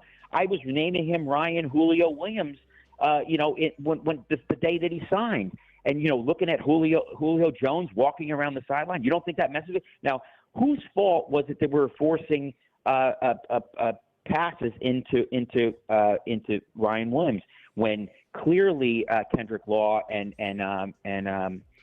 what's his name? Number 6. Who's number 6? I'm so mad. They were open. That's Kobe Prentice. Listen, I know that Kobe. Yeah, Kobe Prentice. Oh, Kobe. Sorry, buddy. But listen, to blame this on Milroe, stop it already. It's ridiculous. He's the best. He still could win the Heisman Trophy. We still won the game. We won the game on his arm. We won the game on his feet. This is stuff. I mean, it's really ridiculous. Give it a rest already. He's our starting quarterback. None of these other factors. I noticed all these people in the chat. Where's the factors I just said? Where was this? He had outlet passes again in the first game. No outlet passes on Saturday night. Was this a good wake-up call? Yeah. Are we going to go in there and absolutely smoke Wisconsin? Yeah. We can get the offensive line fixed. That's going to be a fix, Kyle. I mean, no reason to get all worked up here. But stop it with this Milroe. He's the best quarterback. He's our best option to win the national championship. It's a fact. Okay, you don't think he's going to he's getting coached up to, yesterday he was getting coached up. You don't think even though they're off, you don't think he's getting coached up somewhere about helping him with his reads? This coaching staff is all about development. Every day we're going to get better. You got to get Proctor back in the lineup, and you've got to work on the right. I don't know why it took so long. 75% of the game was gone before they made a change at right tackle. Why are we so slow to make changes? It seems like the old coaching staff. And the defense did play great, but there was a lot. There was a lot to get better at. We'll talk about that another day. I've ranted enough. Leave Milroe alone. He's our starting quarterback. He's our savior. It's enough. So all right. So anyway, there's my rant, Kyle. I'll call you later in the week, brother. All right. Everything is going to be great. I love the undefeated. We will. But come, give me a break about Milroe. Roll Tide, brother. All right, man. Take it easy. All right. My good buddy, Chris in New Jersey. All right. 813, you're up next. Hey, you're on the line with Kyle Henderson. Who am I on the line with and where are you calling in from? Hey, what's up, Kyle? It's Case from Tampa, Florida. Hey, Case, what's up, man? I appreciate the super chat, man. Thanks for supporting the show. We're getting closer to 11:30, so I got a 2:05 and a 6:09 coming up next. So Let's get to the point, and then when we get to 11:30, I'll close the line. Depending on how the press conference goes, I might come back on and take some more calls since it is Monday. People a little hot, but let's get right to it. All right, welcome in, Case. Go ahead, man. I'll speed run these for you. First of all, that last call, he's 100% right. Milroe is probably one of the best college football players in the nation. So I just want to say he's 100% right on that, but I'll run through these quick. Credit to USF. They played with their hair on fire. We probably did have a lot of pressure on us. They played a great game, but we came out with the win. They're the Bulls, but they got the horns. Secondly, as long as our O-line is healthy, I think we're good. We had a lot of people playing out of position, so we struggled, But other than that, I think we'll be good when we go up to Madison.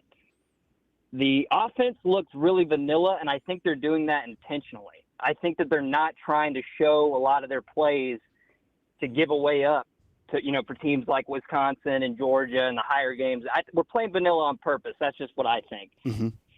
Third, Justin Jefferson is a tough loss. I don't think it was targeting. The ref has the final say if there was intent. I really don't think it was targeting. That's a really tough loss. He made some really, really good stops right before first downs, and he's a really, really good athlete, and it's a tough loss for us. But he'll be back in the second half, so I'm excited to see it. Next, the defensive line needs to do better and get more pressure. Those are my main concerns. Those are my main points. I'll move quick and leave it to that. And roll tide. All right, roll tide to you, Case. Thanks for the support, man. All right, that was Case calling in, I believe from Florida. I appreciate the support, Case. All right, 205, let's jump into it. Hey, you're on the line with Kyle Henderson. Let's get it going. Who am I on the line with, and where are you calling in from? Hey, Kyle, it's Brandon from Jemison. Brandon, what's up, man? Come with it, man. Welcome to the show. Yep. Hey, all right. So 3 things real quick. One, hats off to Jalen Milroe. He's got a bright future. He's a great quarterback. He's one of the hardest players in college football to prepare for. Number 2, I was at the game with my son. I saw Cole Adams coming out of the locker room. My son was getting some autographs on his Saban Field poster. He was in frustrated pain with his arm in a sling. It doesn't look good. He had some nursing staff with him, and you could tell that he was it wasn't pretty. And I was asking about Damani Jackson in the chat because when he came out, he had a boot on his right foot. Ooh. I had to stop him because Daniel Hill had spilt some slushy or something in the walkway, and he almost stepped on it with his boot, and it didn't dawn on me to even ask him about it. But he had a boot on his foot. But other than that, so it's just something to keep an eye on. But I know we got to go. We got a press conference real quick. I love you guys, undefeated. Kyle, you're amazing. Yeah, man. Appreciate we'll talk later. All right, man. Cool. Call in again when we have a little bit more time. We have just a few more minutes. We'll take this 609. Hey, what's going on? You're on the line with Kyle Henderson. Who am I on the line with, and where are you calling in from? Kyle, Bama Mike from New Jersey. How are you? Bama Mike, what's up, man? I appreciate you this morning, man. Let's jump right into it. Go ahead, man. Absolutely. It's fine. Bama won, Auburn lost, so all was good. The watch party was crazy, Kyle. Had a great time on the watch party. Again, it was crazy. I don't want to get too far into it because we don't have a lot of time. I give credit to USF coaches. Okay, they created the adversity.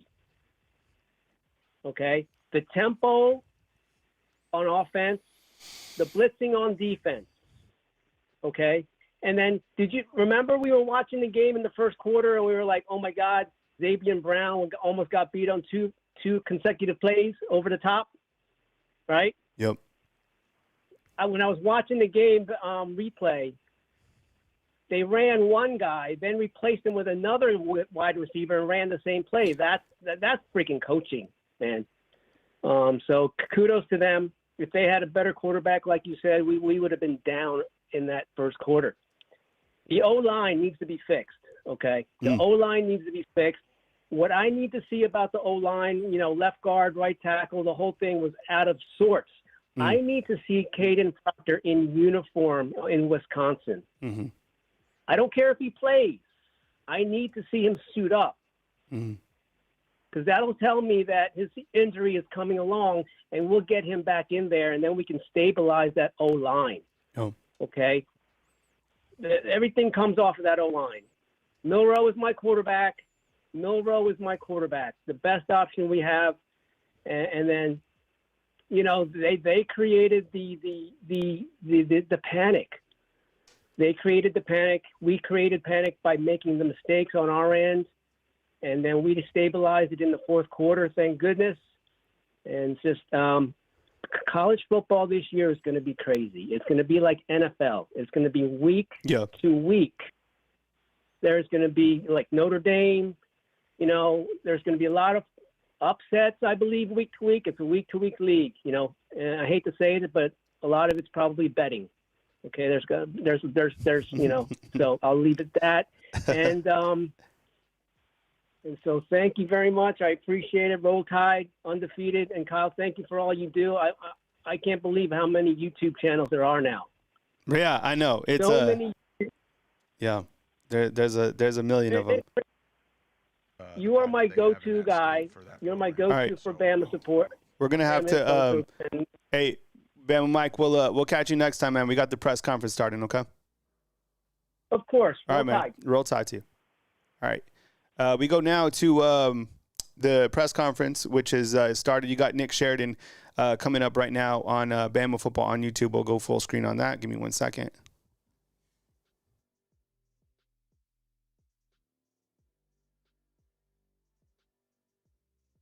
See if we can get it to play. I think when you were in Indiana, you went to Wisconsin one time, I think at the end of the COVID year. Can you just speak to the what you just mentioned, the hostile atmosphere, the crowd noise, et cetera?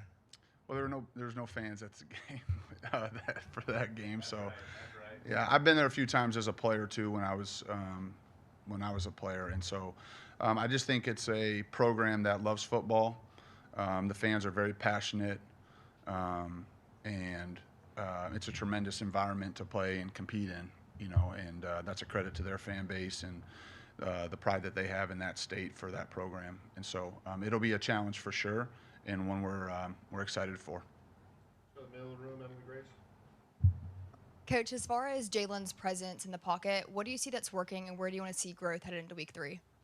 Well, I think he did some nice things the other night as far as avoiding some rush and creating some plays, and I think there's other times where, you know, we're looking for him to try to get the ball out of his hands, you know, when there's opportunities that present themselves that way. So, you know, I don't think any two plays are the same.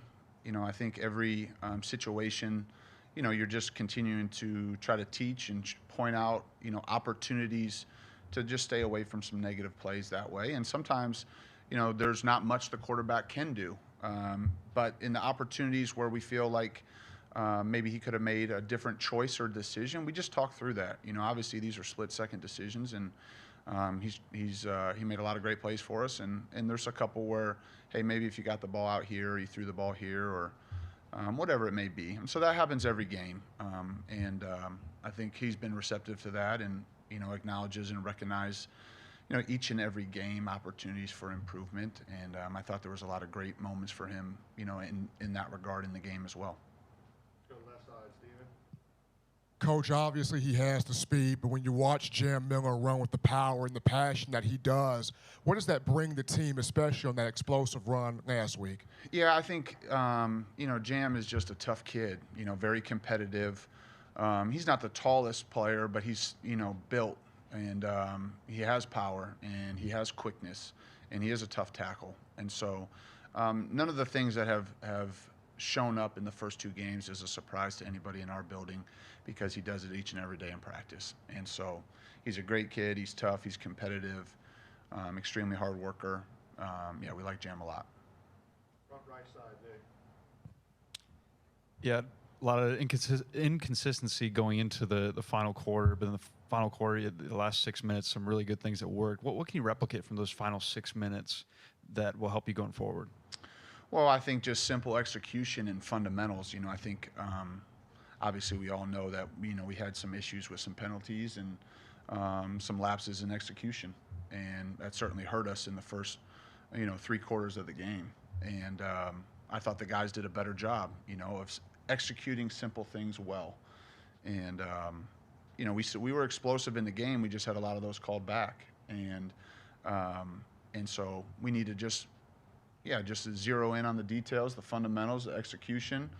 And there's a lot that goes into that, but I also think that's what ended up hurting us was when we didn't focus on the small things, on the details, we didn't play with good fundamentals and technique, we fouled, we had penalties. And so I thought they did a better job of that, obviously, of just executing simple plays well, and they were helpful.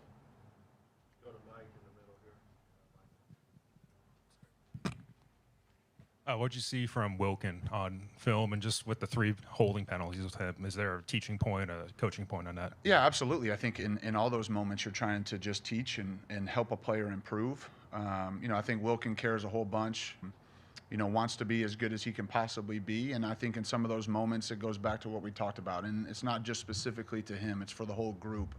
If your fundamentals aren't right, if your eyes aren't in the right spot, you can get out of position. And I think that's what, not just for him specifically, but our whole group, it goes back to footwork, eye discipline, simple things to make sure that you're in the right position to make the play, the right way within the rules. And so that's what I would say to the whole group is just making sure that we're detailing the right details so that we can execute simple football well.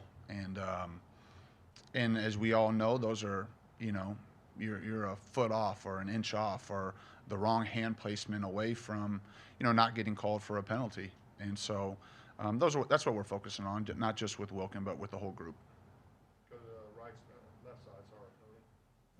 Yeah, what have you seen from Hunter Wohler first? And then second of all, how much can you lean on Coach Hitch just having the familiarity with that secondary, especially the safeties units? I have a ton of respect for him. I think he's a fantastic football player.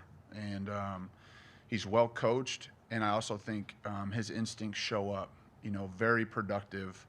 For him to have the number of tackles that he had a year ago is impressive. And I have a ton of respect for him as a football player, the way he plays the game, the way he competes. I think that's pretty evident and stands out on film. And then Coach Hitch, certainly there's things that you ask, as you can imagine, to try to just understand the scheme. What I would say is that, every year is different for each team. Every group of players is slightly different. Their group that they have this year, there's a lot of returners, specifically in the back end and in the middle of their defense. But then there's some new pieces, and we'll be ready to adjust depending on how they decide to play us. So, but certainly, yeah, there's things that we're, talking to Coach Hitch about relative to, the way that they structure their defense or the calls or whatever that may be. So, yeah, he's a great sounding board that way, and he's helpful that way. Down the left side, front row, Joe. Coach, can you speak on the challenges that the shuffling up front gave to the offense, and then really what y'all did to overcome the shuffling, and how close was Elijah to starting in the game on Saturday? Well, we don't make any excuses. The guys that are out there are starters, and their expectation is that they play well and execute and do their job. And so we don't look for that. We don't, allow anybody in the building to talk about, the shuffling. And, I mean, the guys that are ready to practice, that's who we practice with, and we prepare them to execute and do their job. And if they're out there on the field, they're capable of doing it. And so that's really where our focus is. And, as far as availability of players and what that looked like throughout the week, we decided to go with the group that had the most reps together, and moving forward, we'll do the same thing based on, the health and availability of the group. We've got 3 questions left, so we'll start here with Alex, right in the middle. The explosive plays have obviously been there, which I'm sure you like, but the short to intermediate passing game, how would you like to see that kind of come along?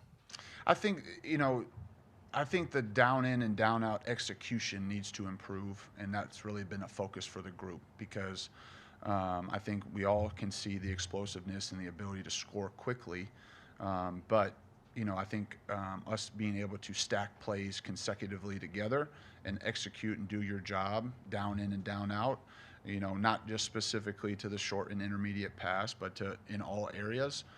That's certainly a point of emphasis this week and moving forward that, we just stack good plays together, and the explosive plays will come in addition to that.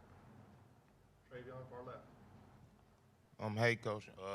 Can you just speak about what the offense, what's the offensive mindset this week heading in heading into Wisconsin after seeing all the just the small mistakes and stuff like that. What will be the mindset in practice this week? Yeah, just as I mentioned, to make sure that we're detailing the right details and focus on execution. That's really been that'll be the focus this week, and excited about the opportunity to compete against a great opponent in a great environment, and looking forward to that challenge. And so that'll be the mindset. What's going to be the emphasis on ball security after some of the fumbles in the first 2 games? Well, and I know Coach mentioned this in the post game. We emphasize ball security each and every day in every drill, and we certainly have periods of practice where we're specifically drilling it. That won't change. It's not like we understand the importance of it. Our players understand the importance of it. The things that came up in the game can't happen, and our guys know that. We know that. So I wouldn't tell you that there'll be an extra emphasis, because it's always emphasized at a high level. And so this week will be no different. And so we look to improve in that area. Thank you, Coach. Appreciate it. Thank you. Roll Tide.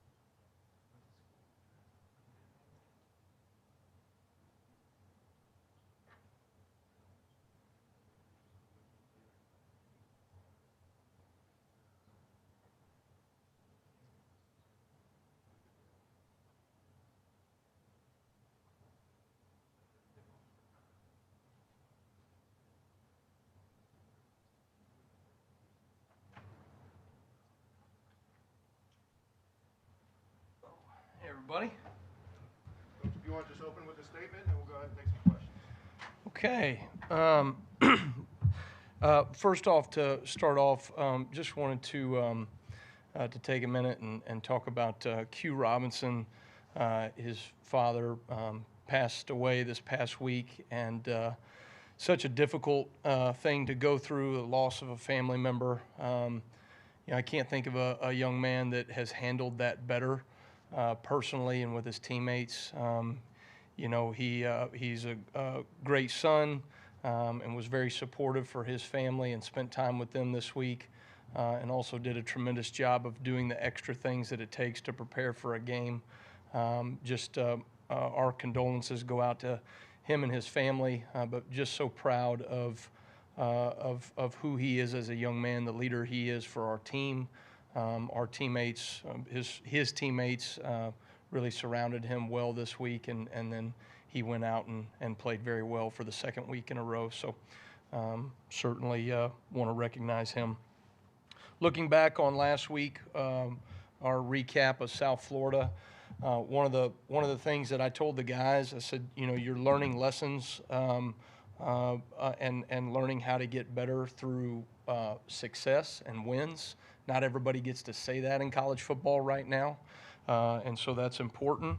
I thought from a defensive standpoint, I thought we showed up in some critical moments in the game, which was encouraging to see. Some younger players stepped up in those moments as well, and then I thought the leadership of our defense showed out on the sideline and then out on the field as well. We had 8 3-and-outs in the game, at 13 what we call game changers, which I've gone kind of over those things with you guys as well. From a situational down standpoint, I thought we were dominant in the game. We were, I think, 17 of 20 overall on 3rd and 4th downs. We were 3 of 4 in the red zone, holding them to field goals. Really disappointed in the 1 touchdown that we gave up. Thought we should have been better there and given ourselves a chance to get another stop on 3rd down, and so we have to continue to improve. It's not okay to give up touchdowns in the red zone, even though we were able to win 3 out of the 4. No touchdowns again to begin and end each half. That's critical for starting fast as a defense and finishing well. I think in the 4th quarter right now, over 2 games, we're 35-3, which shows that our players are learning to finish. And then 0 explosive passes given up, and that's really challenging for an offense like that goes fast. They take shots downfield and do a number of things to force you to get your cleats out of the ground and then capitalize in the passing game. Probably the most disappointing thing was we had a number of explosive runs that were given up. We had a couple misfits. We had 3 times we did not execute our pressure properly, so we had essentially missed patterns in the pressures that we bring, and we've got to be able to capitalize off of those things.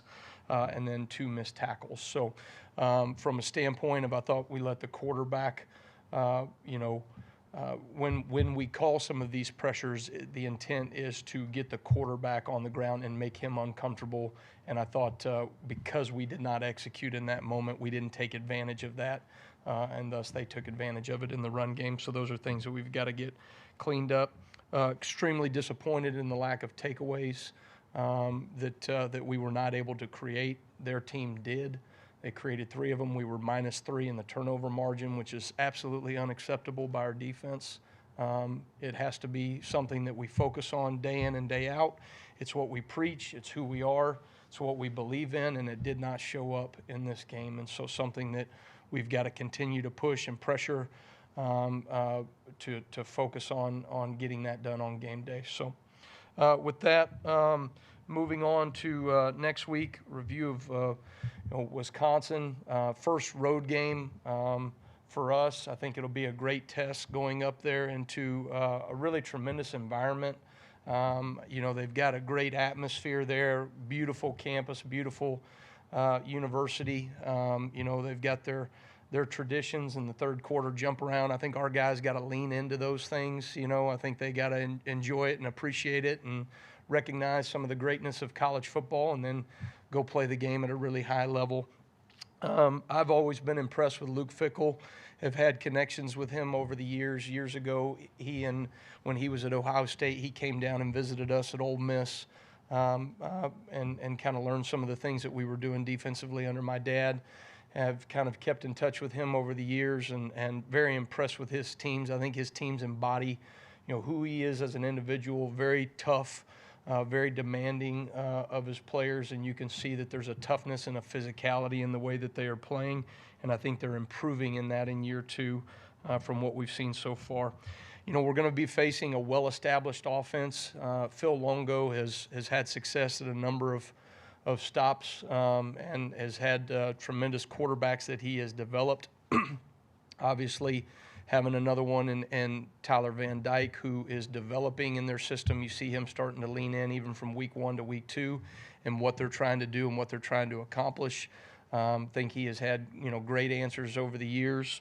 So very impressed by Phil and what he's done over the years. And I think, year 2, you're starting to see some of the new wrinkles that they want to do offensively. I think they're effectively running the ball better than what they did a year ago. You can tell that they're schematically focused on that, and their players from a fundamental standpoint have improved in terms of the run game. So we'll have a good challenge for us. I think they've got some impressive skill, some guys that can win one-on-one matchups, and we'll have to do a great job of mixing zone and man coverage in order to minimize their effectiveness in the passing game. So with that, I'll take questions. Yeah, you mentioned no explosive passing plays given up, but there were a few times where they just weren't able to connect and some busting coverage that way, or just guys who got past their guys. What are some of the teaching points there to make sure that doesn't happen? So there were 2 times where I thought that guys were down the field. One was they were going fast 3 plays in a row. You've seen it at Oklahoma State was probably the team that was most famous for it. Back before they would, when a guy would substitute, now we give the defense a chance to sub. Well, back in the day, we didn't used to do that. So teams would just run, the next wide receiver out and the next wide receiver out. And that's what they tried to do. And we had a substitution issue there where we didn't feel like we had the time to be able to get somebody back out there. And so we put a young corner in a tough spot where he was kind of in limbo. He wasn't in press coverage. He wasn't in off coverage. And he just got ran by because his eyes were in a bad spot. So the other one was just a technique error where a guy released inside. We were denying the outside release. We forced him to release inside, which is probably the only reason they didn't connect on the ball. We went back and looked at this a long time ago. When you look at inside release fade balls, the ones that you force a receiver to release inside versus if he gets the outside release on you, the completion percentage is far less on an inside release. So that was probably the only thing that saved us. However, we put our eyes in the backfield when we did get beat back inside instead of staying on top shoulder. So those are things that young players have to learn. They have to get corrected moving forward, and so that's really going to be the key is, making sure that those young guys learn from those mistakes. Left side, Katie. What's going to be the challenge of not having Justin Jefferson for the first half, and kind of what was your perspective on the play that he got ejected on? Yeah, we obviously it's always disappointing, right, when you have a dynamic player that is not available for one half of the game. We looked at the play. I looked at it from about every angle that I could. I think we just got to tell the young man, keep playing. So it is what it is. We'll deal with it and get ourselves ready for him in the second half. So. Middle of the room, Emily Grace. Coach, after having a chance to watch some film on Wisconsin along with USF, what do you foresee yourself spending the most time on with the defense this week? I'm sorry, what was the first part of that question? After watching film of Wisconsin and USF. Yeah. Wisconsin or USF? Oh, both. Gotcha. Okay. All right.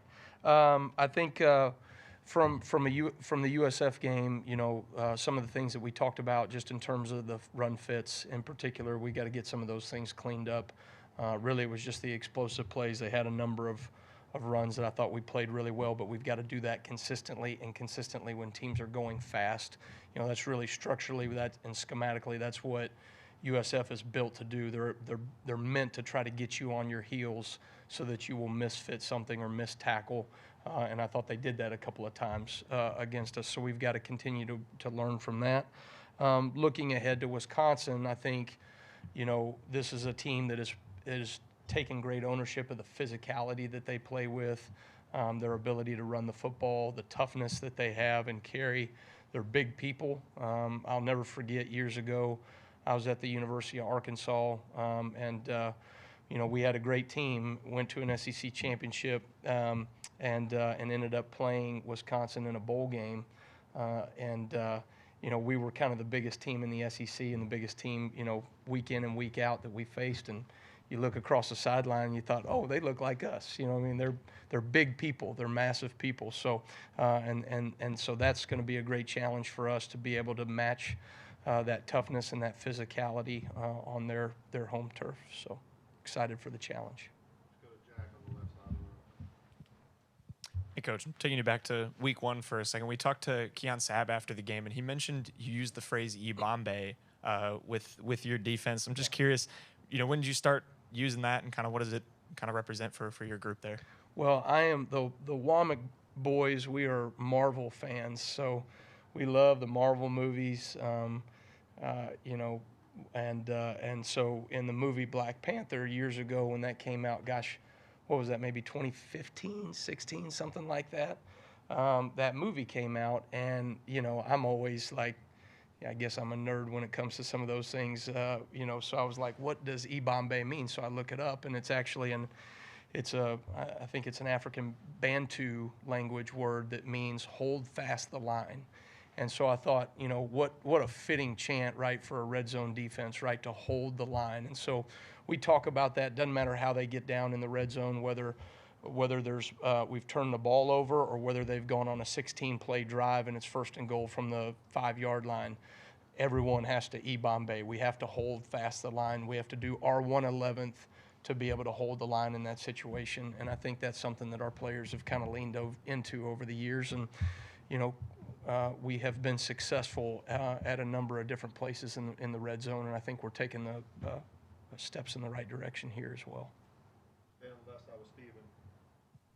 Coach, obviously he's incredibly athletic, but Jihad Campbell, just his mentality of I'm going to make every play that I can. Yeah. What makes him special in that linebacker spot to make those plays? Well, Jihad is a very gifted athlete, but he plays the game the way it's supposed to be played from a linebacker position. He is relentless in his pursuit of the ball. He plays with an extremely high motor. He's got great juice and energy, and we always talk about effort and finish as 4 to 6 seconds from point A to point B with violent intentions when we get there, and he certainly embodies that. So very proud of the effort that he has played with. I think that's a direct tribute to him leading us in tackles through 2 games as much as anything. What do you think Tim Keenan did well on Saturday? Man, so impressed with Tim Keenan. I think fundamentally he is playing with great hand placement, great block recognition, physical up front. He is doing such a better job of disengaging and getting off of blocks from where he was in the spring and where he was a year ago. That was something we really challenged him to be able to create production for himself by finishing plays, right? And I think he has done a tremendous job in that regard. So very proud of the work that he's put in and glad to see that he's being rewarded for that work that he puts in practice every day. Got time for a couple more questions. Go to Chase on the left. A couple of the stops that y'all got defensively on Saturday came off the turnovers, right? The second half kickoff, you get the missed field goal, you get the fumble on the goal line, you get a 3-and-out right there. Is there more value defensively in getting a stop off a turnover, and is that an identity builder? Yeah, I think defenses, you can look at it 2 different ways. You can look at it as, hey, there's such adversity and all the momentum is on their sideline, and versus this is an opportunity for us to regain momentum for our football team, right? And so when you're coming on the field off of a turnover, what we call a sudden change situation, our players have to understand this is an opportunity as a defense to create momentum back for ourselves. The momentum is most certainly going to be on their sideline in that moment. You get offensive coordinators that are going to be a little more aggressive in that moment. They may open up the playbook in that situation. And so it's really critical, right, that you have great communication.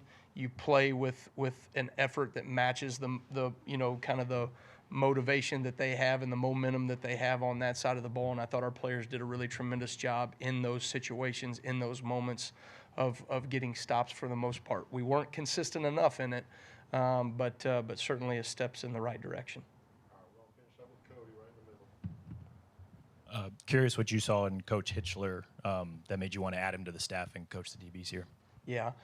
So Hitch and I had worked together before. Probably the best game day mind adjustment wise that I've been around. He sees things up in the box. Does a great job of being kind of my eyes and ears up there from a communication standpoint on game day. I've been around some really special defensive coaches over the years, and he's probably up there at the top of the list in terms of his ability to create value for as a defensive staff on game day. And so he is somebody I certainly lean on and rely on up there. My dad told me that years ago, if you're going to be up in the box, you better have somebody great on the field. If you're going to be on the field, you better have somebody great up in the box. And I think Hitch does a really tremendous job from that standpoint.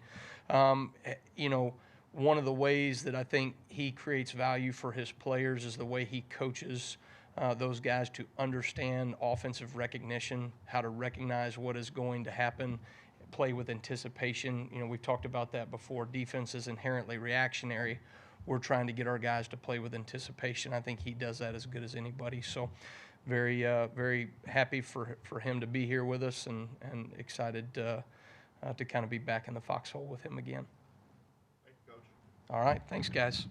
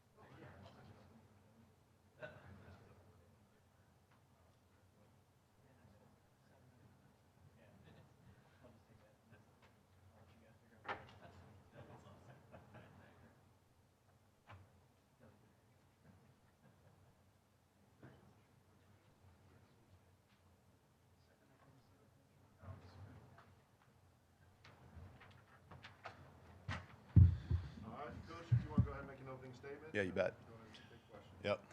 Good morning. Got through the weekend. I hope you guys had a good weekend, and I know you got a lot of information from the coordinators already. But probably one of the things I know I'll get asked is about injuries, and so just hit on a couple guys probably that will come up. Cole Adams got hurt upper extremity injury, and you know, we'll kind of see how he goes through the week here. We wouldn't rule him out, but you know, I think probably be very limited early, and we'll see how it goes throughout the week there. But and then Pritchett played, you know, in the game as you saw last, I think 6 plays or so, and came out good with that. You know, practiced towards the end of the week, Wednesday, Thursday, a little limited, more limited on Wednesday, and as the week went on, practiced and felt okay about him being out there. Felt good about him being out there, and he came in and did a nice job. And the big thing is that he got through healthy, and that was a key there. And then Caden Proctor, you know, he will continue to work on his functional movement and all that kind of stuff early in the week, and keep progression in a way where I feel, you know, we're going to be pretty dang close by the weekend of getting him on the football field. So I feel like he's coming along real well, especially at the end of last week, working extremely hard to get back out there. I know a lot of the things that both coordinators talked about. I think a lot of the stuff that, you know, needs to be worked on was pretty obvious. I think sometimes you look at a game and maybe statistics don't show the things that we know as a staff we need to work on. I think pretty obvious penalties and takeaway turnovers, creating takeaways and limiting the turnovers is a high priority. It always is. Not something that we don't take lightly. It's something that's an emphasis every single day. So we'll continue to do that. And there were some highlights I thought that you can take from the game. Both sides of the ball as a team continue to fight, continue to play. didn't feel like our guys ever came up short with the amount of energy and effort. I think they had a ton of energy and want to before the game. At halftime, thought they regrouped, thought both sides were holding themselves accountable for the things that they knew they needed to clean up. We cleaned up some of those things, I think, in the second half. Other issues presented themselves, and in the end, though, they're going to find a way. And they kept fighting. They kept playing together. They took it on themselves and individually, their unit, to go make the plays and trust the other side of the ball that they'd get it done as well. So I'm proud of that piece. Tomorrow, go back to work. Today's their day off from practice, and the guys came in yesterday excited, ready to go with the challenge that lies ahead with Wisconsin. And there is no other option other than just go to work tomorrow. And I know we're going to have a great Tuesday. Questions? All right, thanks, Coach. Start on the right, Charlie. Yeah, hey, Coach. Just given what he went through last week, just how proud are you of the way that Q Robinson played on Saturday and went through that? Yeah, he's played a couple really good games here in the 2 games we've played. So I'm proud of him. I told him that after the game, and I thought about him a couple times when I saw him out there flying around. And I know there was a couple emotional times I think that he went through in the game, but he's just a special guy all around.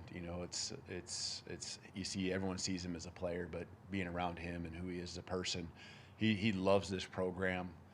He is a guy that just everyone looks to as being consistent, I think, and for him to really get back here, have some urgency getting back here, and feel like he wanted to be around this team the latter half of the week. It just shows everything that I said, about his commitment to wanting to be here and help this program every single day be the best we can be. So, a lot of emotions I know for him, and I was proud of the way he played, and he's done a great job here through 2 games. Go to the middle of the room, to Emily Grace. Coach, can you walk me through the play calling process and what your input is on each play? Yeah, Coach Sheridan. You're talking offense? Yes. Yeah. Okay. Offense. Coach Sheridan calls the plays throughout a drive. Obviously, I can override something if it is, but I know as a play caller, and having done it for 20 years, that you have to be in a rhythm. You have a plan. In between series, I'll ask, what his thoughts are after they've had a chance to get with the players. Now, especially with the iPads, make get a couple of thoughts together on what they saw, and as he's up in the box putting the next kind of thoughts in the drive together, I'll be on the defensive side, but then I'll flip over. And if there's a takeaway early, sometimes we don't get that chance to talk much, but usually with TV timeouts and things like that, I get a chance to kind of see where his head's at, give some input there. I think there's always, I don't want to say things you're setting up, but I think there's again, I use the word rhythm. I think that's the biggest way to describe it. That is really critical. And when you get too much input from too many people, you start getting out of that rhythm. And I think we've done a great job. That's something I have made a point ever since I became a head coach again, to make sure I do, because I know when I was with head coaches who did that, how much I appreciated that. And I was fortunate for 10 years as an assistant to pretty much have head coaches that let me kind of go about my business the way I thought it needed to be done. So. Left side, over to Chase. Coach Wommack already commented on the targeting call on Justin Jefferson, but apart from that, can you just discuss his play? I think he had 10 stops and his development over the last week or 2. Yeah, again, I think that whole linebacking core has done a lot of great things. Justin certainly flying around. We feel great about the speed he brings. He's into it. He's into it not just, individually. He's a guy that's becoming a strong leader in our football team, and the energy he brings every day. I just love having him in this program. He's involved in special teams, and so, not having him out there in the first half will be tougher. I mean, more, he's an important part of what we do with different packages, and so, and unfortunately that happened late in the game. So, we'll have to work through that here in the first half of Wisconsin. Stay on the left side with Alex. You now have 2 games worth of watching film with Jalen Milroe. What do you like from what you've seen, and where do you want to see some improvement from on? Okay. Yeah, I think, I think about some touchdown throws that he's made. K-Law in the first game, scrambling on the run. The one to let's see, Prentice this week, stepping up in the pocket. I think those are things that I've seen that where he's really improved. He had a scramble to Dupree where he hit him along the sideline. I thought there was another one that he did a really good job, and some other guys could have worked with him a little bit better on a scramble drill. He went to the right, hit Germ on a scramble. And so I think eyes down the field and playing that game that he can play, because people are worried about his legs, where he can run and take off, or he can draw the attention to him and throw it. I think that's been great. When we give him looks where he can make decisions, because there's a lot of times 2-3 choices where he can make, whether it's throw a ball to the perimeter, run a running play. He might even keep it. I think he's getting better with every rep that we do it. Whether it's in practice or the games, you're seeing that show up. And we want those options because he can do it with his arms and his legs. And, the throw and the touchdown to Ryan Williams, that opportunity to just rip it out there. That's something I think when we first started in spring ball, and I think saw it in fall camp where he was getting more and more comfortable. It's not just confidence in yourself, it's confidence in the guys that are around you. And I think that's the key, and so he's developing that. We're talking through every little detail, not just with him, but we're talking it through with the other positions so that trust can happen on the practice field. We're intentional with that. And so he's I thought, again, this week he made more strides with check and protections, with confidence. We can continue to work on that. He had to run around a little bit at times, more than we'd like. But there's a number of factors that come into play. It's not just the offensive line; it's the whole group. And I think the areas you continue to improve. I think we just continue to work together with him to shape and mold. And I think almost every year. I don't care if it's an offense you've been with, and you're in year 2 or year 3. Or more. I think there's an evolution, where you have different personnel than the year before. And right now, we're continuing to find exactly what works for us, what that rhythm is, what he's exactly comfortable with. We aren't going to run something that I think he does a good job of talking and giving us feedback on what he likes and what he maybe is a little bit, hey, let's try to hold off on that as we go through the week. And I love that. I love that, because if there's any question in any player's mind, but especially the quarterback, let's hold off on it. And that's few and far between. But he's done a good job of just giving us feedback on what he saw, and knowing that we can work together to help, get him in the spots that he really wants to be in. So I think we're making progress, great progress. Yeah, kind of a follow up to that. Notice a moment post game where you took a second to talk to Jalen and say something to him, and obviously that's a conversation between the two of you. But what are you willing to share about what your message was to him post game? Oh, I can't even remember exactly what I said. We've talked in the locker room too. Just I don't remember the exact words. I think it was probably just a lot of like, hey, we're always learning. I think that was the general theme of what I was sharing with him. We're always learning. It's good to grind out a win in the fourth quarter, just something along those lines that, I think it had to do with you keep fighting for this reason. You're going to find a way. You're going to break through at some point if you just keep playing the game and letting the game come back to you by competing. Over to Tony on the left. Back to the Jefferson play. What did you see from that play? And then secondly, just as a head coach, it seems like Wisconsin also had a targeting play like that. What do you feel about the way that I guess, targeting gets called and the ramifications of it at this level? Yeah, the helmets hit each other, and so we'll wait to get exactly the feedback. There's not much you can do, when you're out there as a coach at that moment. Anything I say isn't going to matter when they're going through their decision. And so, their helmets hit, and now it's just a matter of whether you met any or all of the ways that they determine whether it's targeting or not. So, face mask versus crown, all those type of things. And I know, yeah, they got a player that's out too, and I think that was more of a mid-level hit in that game. So. Stay on the left side to go, Steven. Coach, when you have a position group that may be struggling a bit with penalties, like what do you say to that group to keep them calm and keep them mentally engaged? Well, I think for us in that game, last weekend, we needed to adjust to how it's being called, and I think that's what you try to say, hey, it's getting called, right? Getting called tighter. And, now we're really able to look at replays and understand, oh yeah, no, if you didn't see it in the game when it happened live or why it was called, because sometimes it's on the other side of the field from where our bench is at, you can go back and you can see the end zone and wide shot and try to determine how tight is it called, and so, trying to stress that, we got to do a good job keeping it in our hands. We're inside in a lot of cases. We just kept grabbing cloth longer when they were pulling away from us just for that split second, and, holding getting called. And, unfortunately it brought back, I don't know, this is a rough tally, but I wanted to just kind of do my own numbers. I think it was probably at least 180, 190 yards worth of offense, not counting the yards that we lost because of the penalty assessment,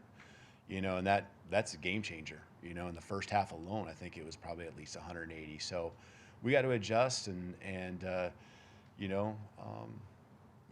make sure we're playing the game the way it's supposed to be played. We got time for just a couple questions left. Let's start with Cody in the middle of the room here. 2 games in, just curious what your assessment of the secondary is so far. Yeah, they've done a really good job of changing it up, different coverages and different game plans from week 1 to week 2. We got the 2 picks to start off the season, and I thought, they were 15, I think, were they 15 of 35, I think, in the game. That wasn't their strength necessarily, but we took it away from them, and really no explosives from a passing side of the ball for them, passing for them. So I really like that. I think we, different guys are coming up and making tackles. Malachi did a nice job having to come up. Unfortunately, sometimes, the quarterback did break contain and make some plays with his legs, but guys were there to go get him on the ground and live to see another play. And, that's your last line of defense. And I think we've done a good job of only giving up 1 touchdown so far. And so aside from pass coverage, they're keeping the opponent out of the end zone, and in the red zone especially, forcing field goals. So I like where we're at. Got a lot of youth that we're rotating through there. That's not just promising for the growth that they're going to have this year, but promising for the future down the road. Go to the back middle here. Hey, Coach, Jonathan Hoppy with WBRC. First road trip for you guys here at Alabama. Obviously, you've coached in some big games. How do you get these guys ready for what'll be a great environment up in Wisconsin? Yeah, there's nothing like playing at home here at Bryant-Denny, but I think there is something to knowing you're going to go into a great environment. These guys really probably haven't been there. Maybe a couple guys from the Midwest that have seen that or been on a visit maybe at one point. But it's going to be a great atmosphere up there, and it's one that I think when you're preparing to go play those games, and we'll of course have that many times here with the SEC schedule too. That hostile environment, taking it on and knowing that it's kind of you versus everyone there. So I think our guys are looking forward to the challenge. They're looking forward to improving on this last week and knowing that we're going to have to in order to face and get a win versus Wisconsin on Saturday. All right, let's get one last question on the left side of the Jag. Hey, Coach. Coach Wommack touched on it, but what did you make of Tim Keenan's performance, and just have you seen him continue to kind of be a leader for your defense this year? Yeah, I caught Tim yesterday. I just think we all are on the same page and feeling that he's done a really nice job here the first 2 games as well. Just pushing the pocket and disciplined. His assignment. He's just steady as a person, but he's also just steady as a player. Force inside, So his strength is important. He's making sure he always does his job, and you can count on him. So really, really key piece to the success that I think we've had defensively. Thank you, Coach. Awesome. Thank you, Roll Tide.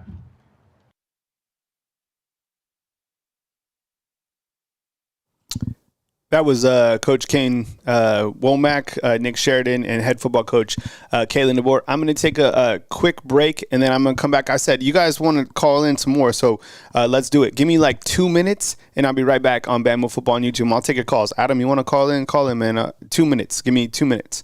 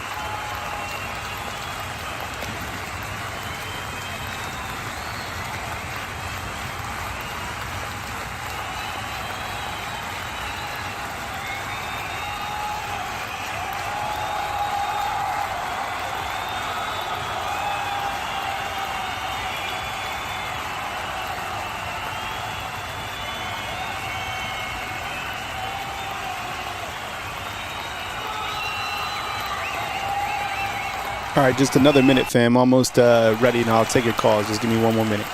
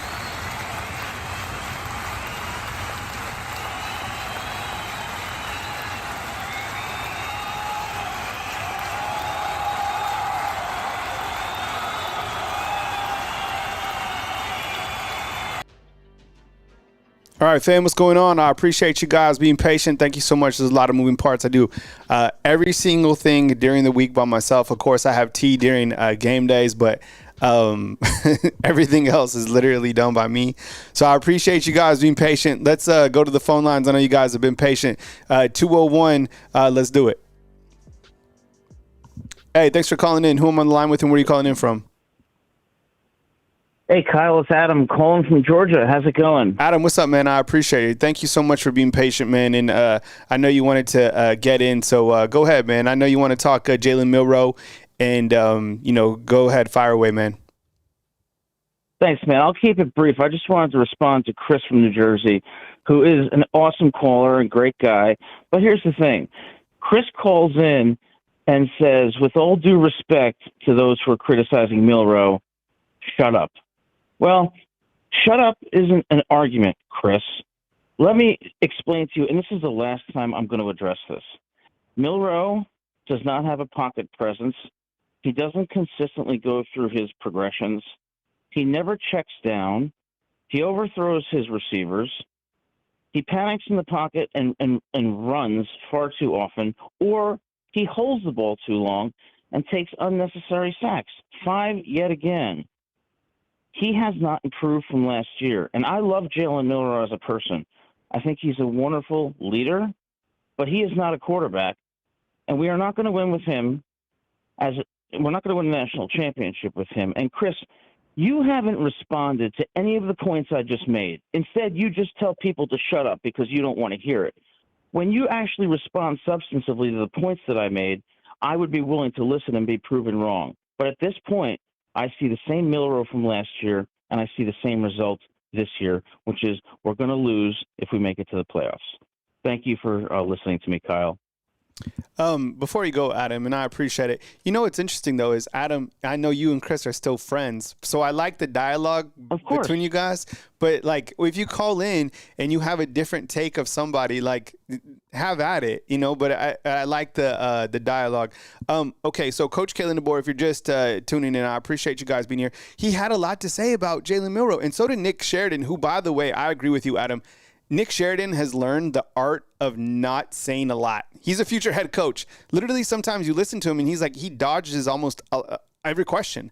With that said, a reporter asked him about assessing Milroe through 2 games. He said, it's a learning experience. He wants to talk to him about some of the things that he sees. And Coach Kalen DeBoer had a lot of talk about what he's seen from Jalen Milroe. So if you want to watch that press conference, I just uploaded it again. Adam, anything else? I mean, I showed a slide earlier today, and it kind of highlighted all of the quarterbacks. In fact, I'll bring it up on the additional monitor that I have right here.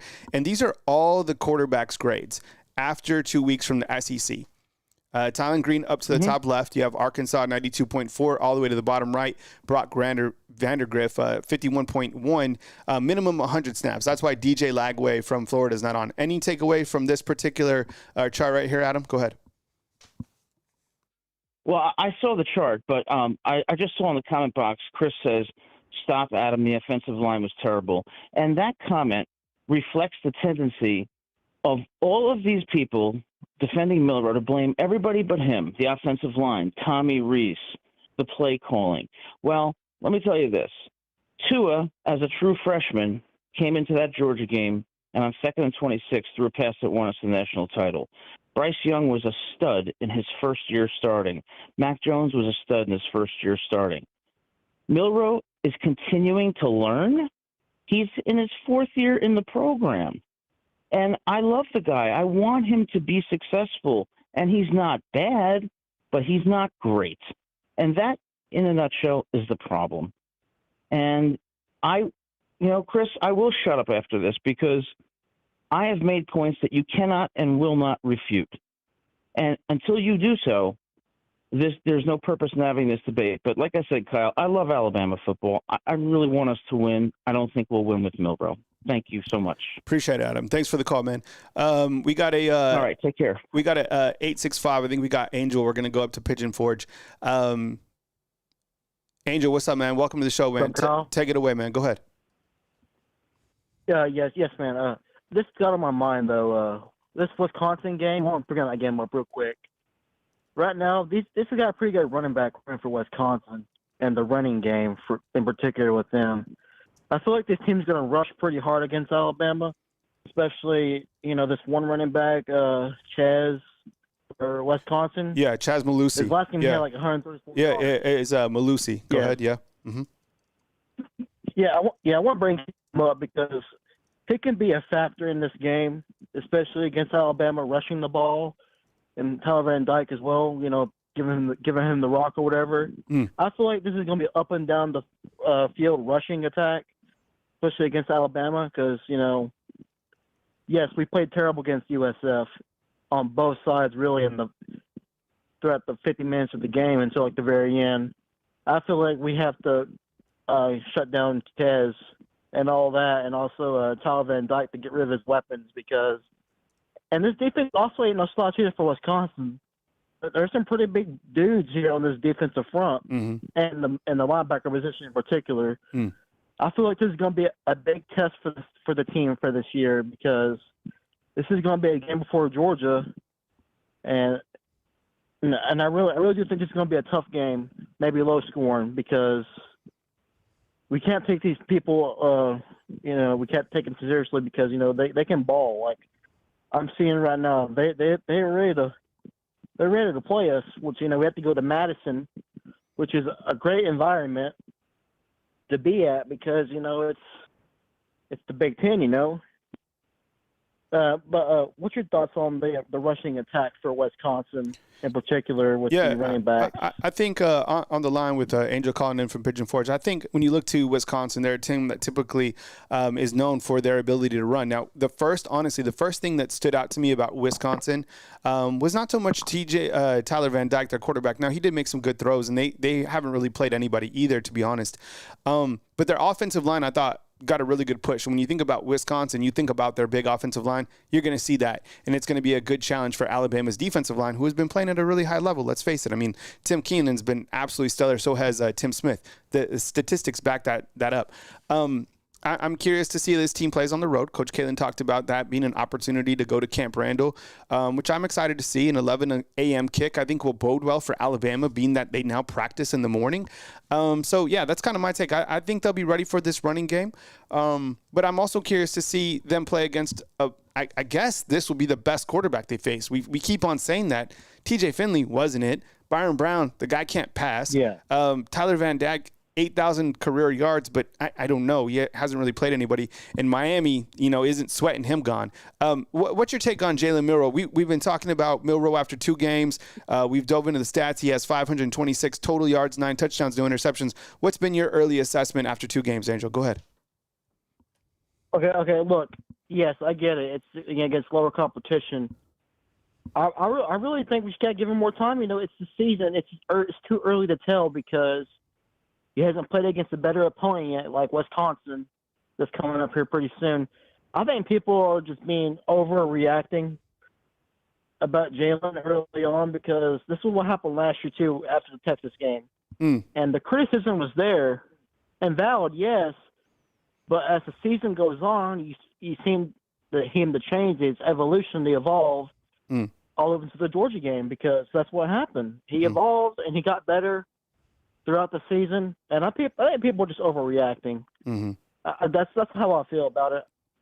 Yes, there's some misplays, yes, but I'm not going to overreact about it. It's too early to tell because it's a long season, and there's a lot more football being played, and I think people are just being overcritical about it too early because, it's just ridiculous. Thanks for the call. But also one more thing before I go. Yeah, of course, man. Go ahead.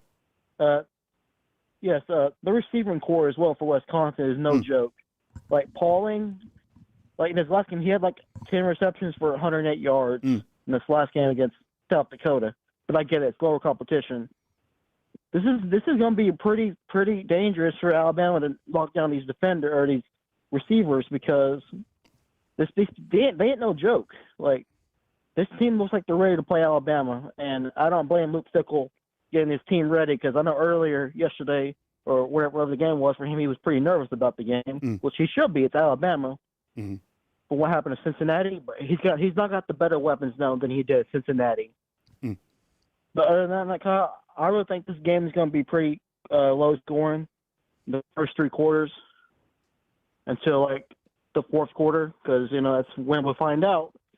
But other than that, Kyle, I really think just don't sleep on this Wisconsin team, and they're going to be pretty crazy. Like, they want to play Alabama, and and it's for their season. So that's all I got today for you, Kyle. Appreciate you, bro. And roll Tide, yeah. Yeah, Thank you, man. Roll Tide. Roll Tide to you, man. All right, we'll go to the 469. You're up next. Hey, thanks for joining the show. Who am I on the line with and where are you calling in from? This is Mitchell. I'm calling from Texas. Mitchell, welcome to the show. Thank you very much for joining us. Mitchell from Texas, man. Come with it. Go ahead. Okay, there's a couple of things I want to address. And in a way, I agree with Adam. Milroe, he needs to learn to stay in the pocket a little bit more. And his accuracy is not quite there. Yes, he's still learning. But like you said, he's been in this system for 3 or 4 years. And another thing, do you guys really think we're ready for Texas or Georgia right now? I don't think so. Because if that guy from USF could throw the ball, man, they would have had 3 or 4 touchdowns. He just couldn't throw the ball. Our cornerbacks was getting beat. And another thing is, I'm looking at this running game. Run the ball. Just run the ball. Milroe's going to run himself into injury, or he's running himself into a sack. Run the ball. I noticed when Jamari was in the lineup Saturday, the offense was moving. I mean, I'm not saying he's a better running back or Justin Hayes better than him, but Saturday, when he was in the lineup, that ball was moving.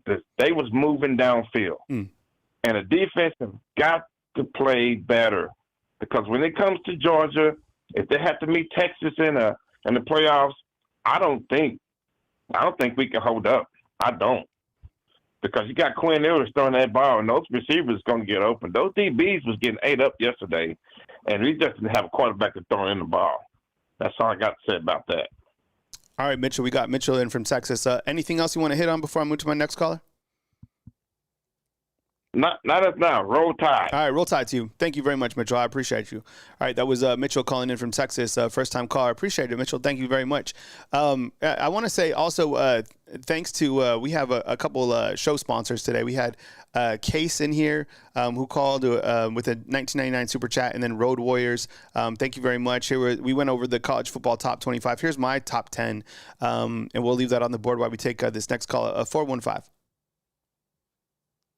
All right, thanks for calling. You're on the line with Kyle Henderson. Who I'm on the line with, and where are you calling in from?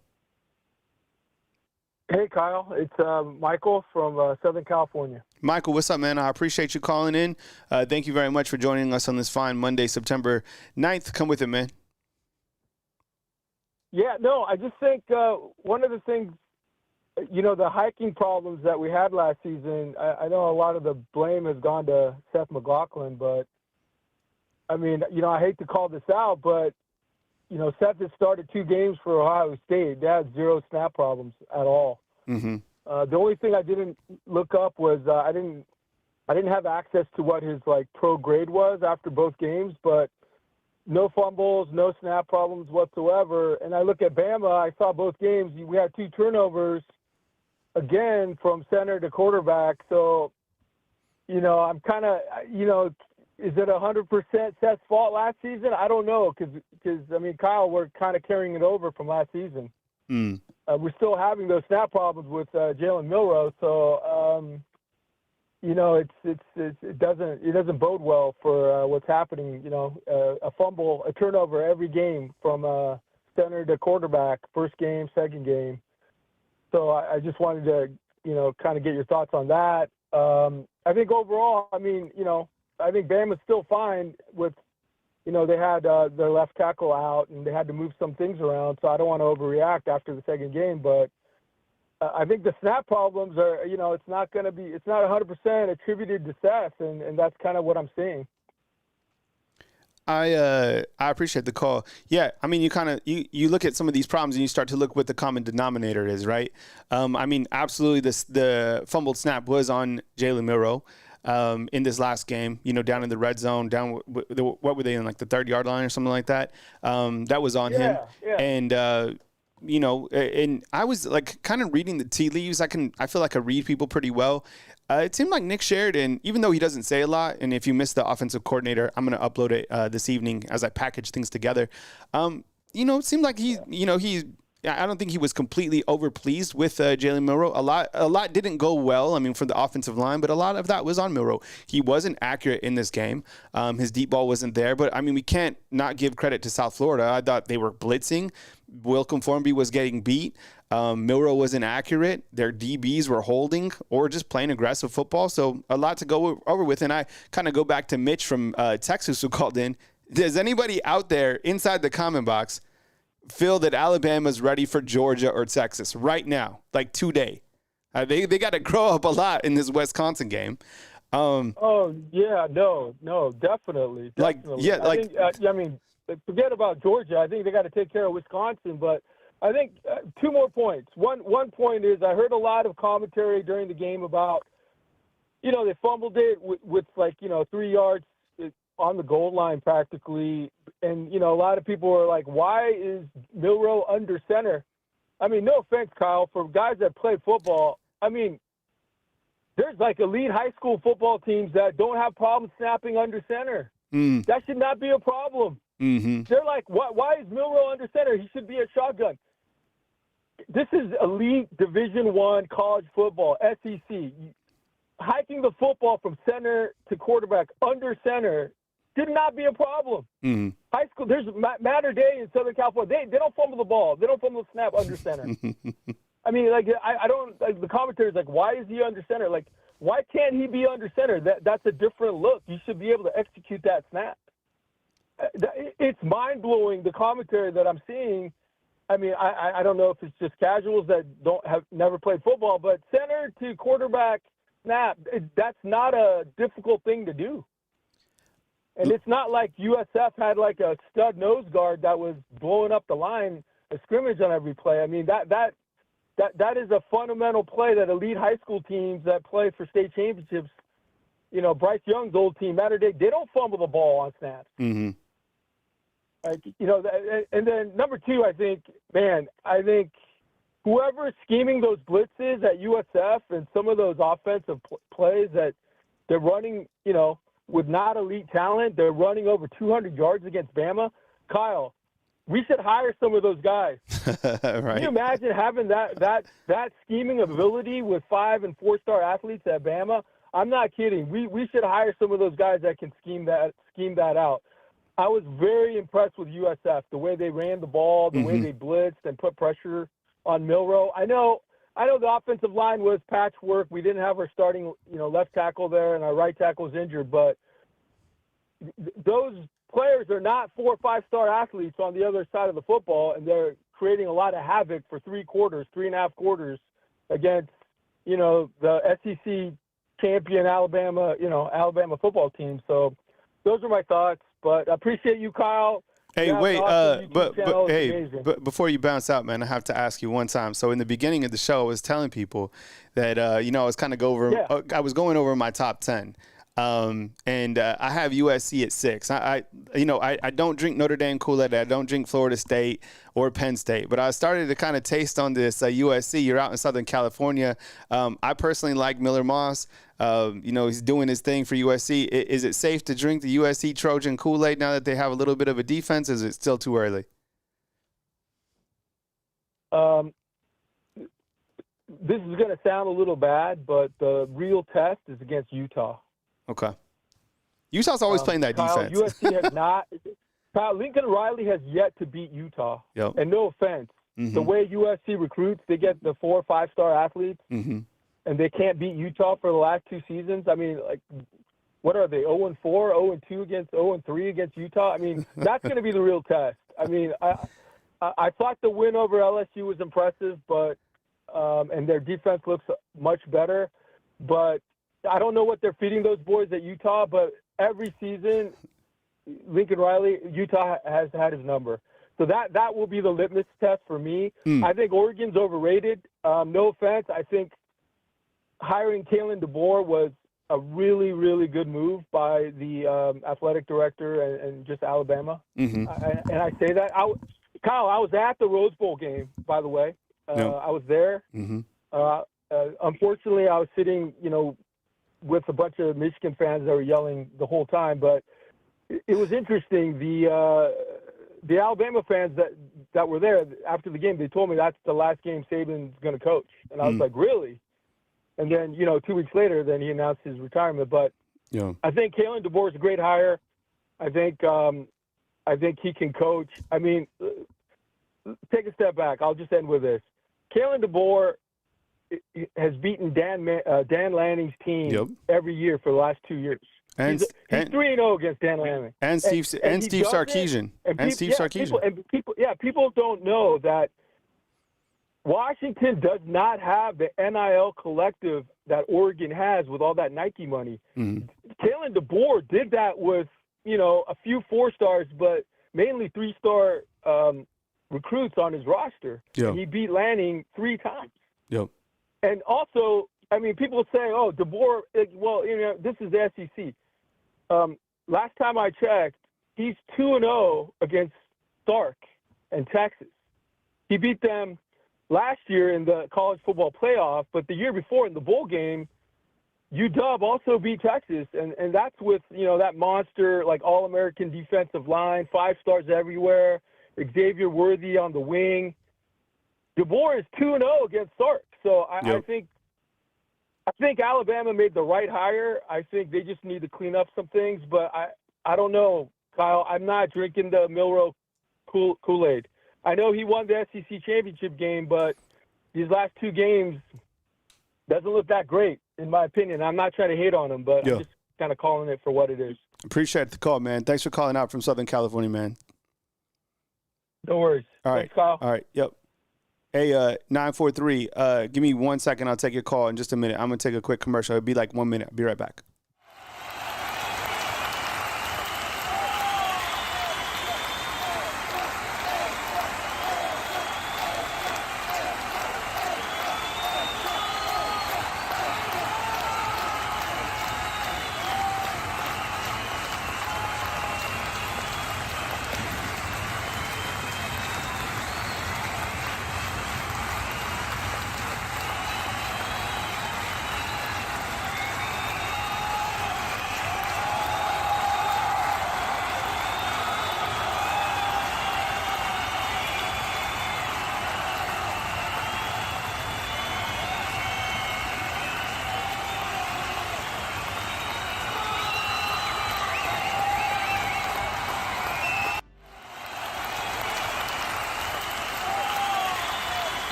All right, fam, I appreciate you being here.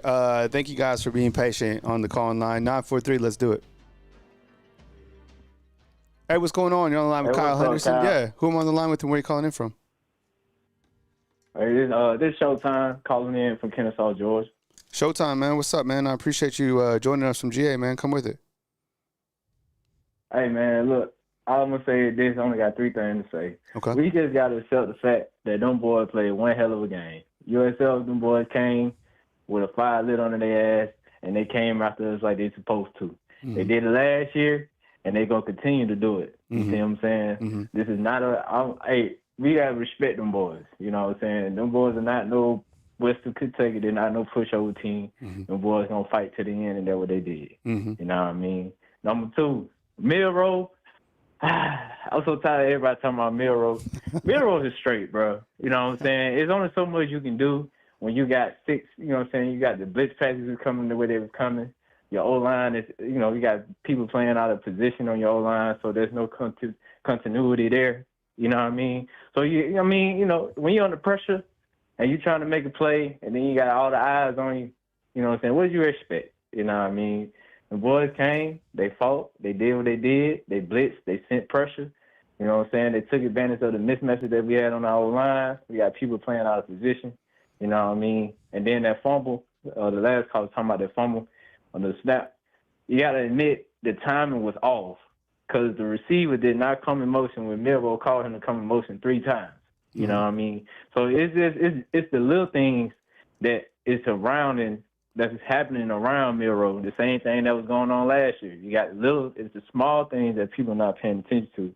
That the quarterback, you know what I'm saying, that operates, because I'm an offensive player. I play all positions. I play quarterback, I play running back, I play receiver. I even played for Alabama during the Mark Ingram time, the Mark Ingram era. So I understand that there's a lot of things that happens on the offense that contributes to the way that the timing and the offense operate. You know what I'm saying? So Milroe gonna be fine, bro. Milroe gonna do what Milroe do. He gonna pick it up. But we gotta get the unit together. The same thing that Coach said in the conference. It's everybody. You know what I'm saying? It's not just Milroe. It's everybody got to be on the same page. We got to build that trust. You know what I'm saying? So what can you expect? Last year you had a center that couldn't snap the ball at all. You know what I mean? And now you got one, and then now, it's just a lot of different pieces. And then Milroe's on a new offense. This is not the same offense. I don't know why everybody keeps talking about Milroe's in the system for 3-4 years. This is a whole new offense, whole new coaching staff, whole new O-line. I think we got, 2 players that returning back from last year on the O-line, if that many. You know what I mean? So everybody calm down on Milroe. He going to be all right. Defensive-wise, secondary, we young. Them boys, we got 4, 5, 6 freshmen in the secondary that's gonna be rotating out. We gotta get them boys time to get acclimated and play ball. I feel like we're gonna have a good season. I feel like we're gonna go 11-1, and I feel like the only team that probably can beat us that's on our schedule is Georgia. Everybody else, I feel like we're gonna win. It's gonna be some dog fights, but I feel like the worst we can go is 11-1 if we play Alabama football. So. Appreciate you, Showtime, man. Calling in again, man. Good call, man. Enjoy the dialogue from GA, man. Oh, yeah, most definitely, man. Hey, keep doing your thing, big dog. All right, man. Appreciate you, man. All right.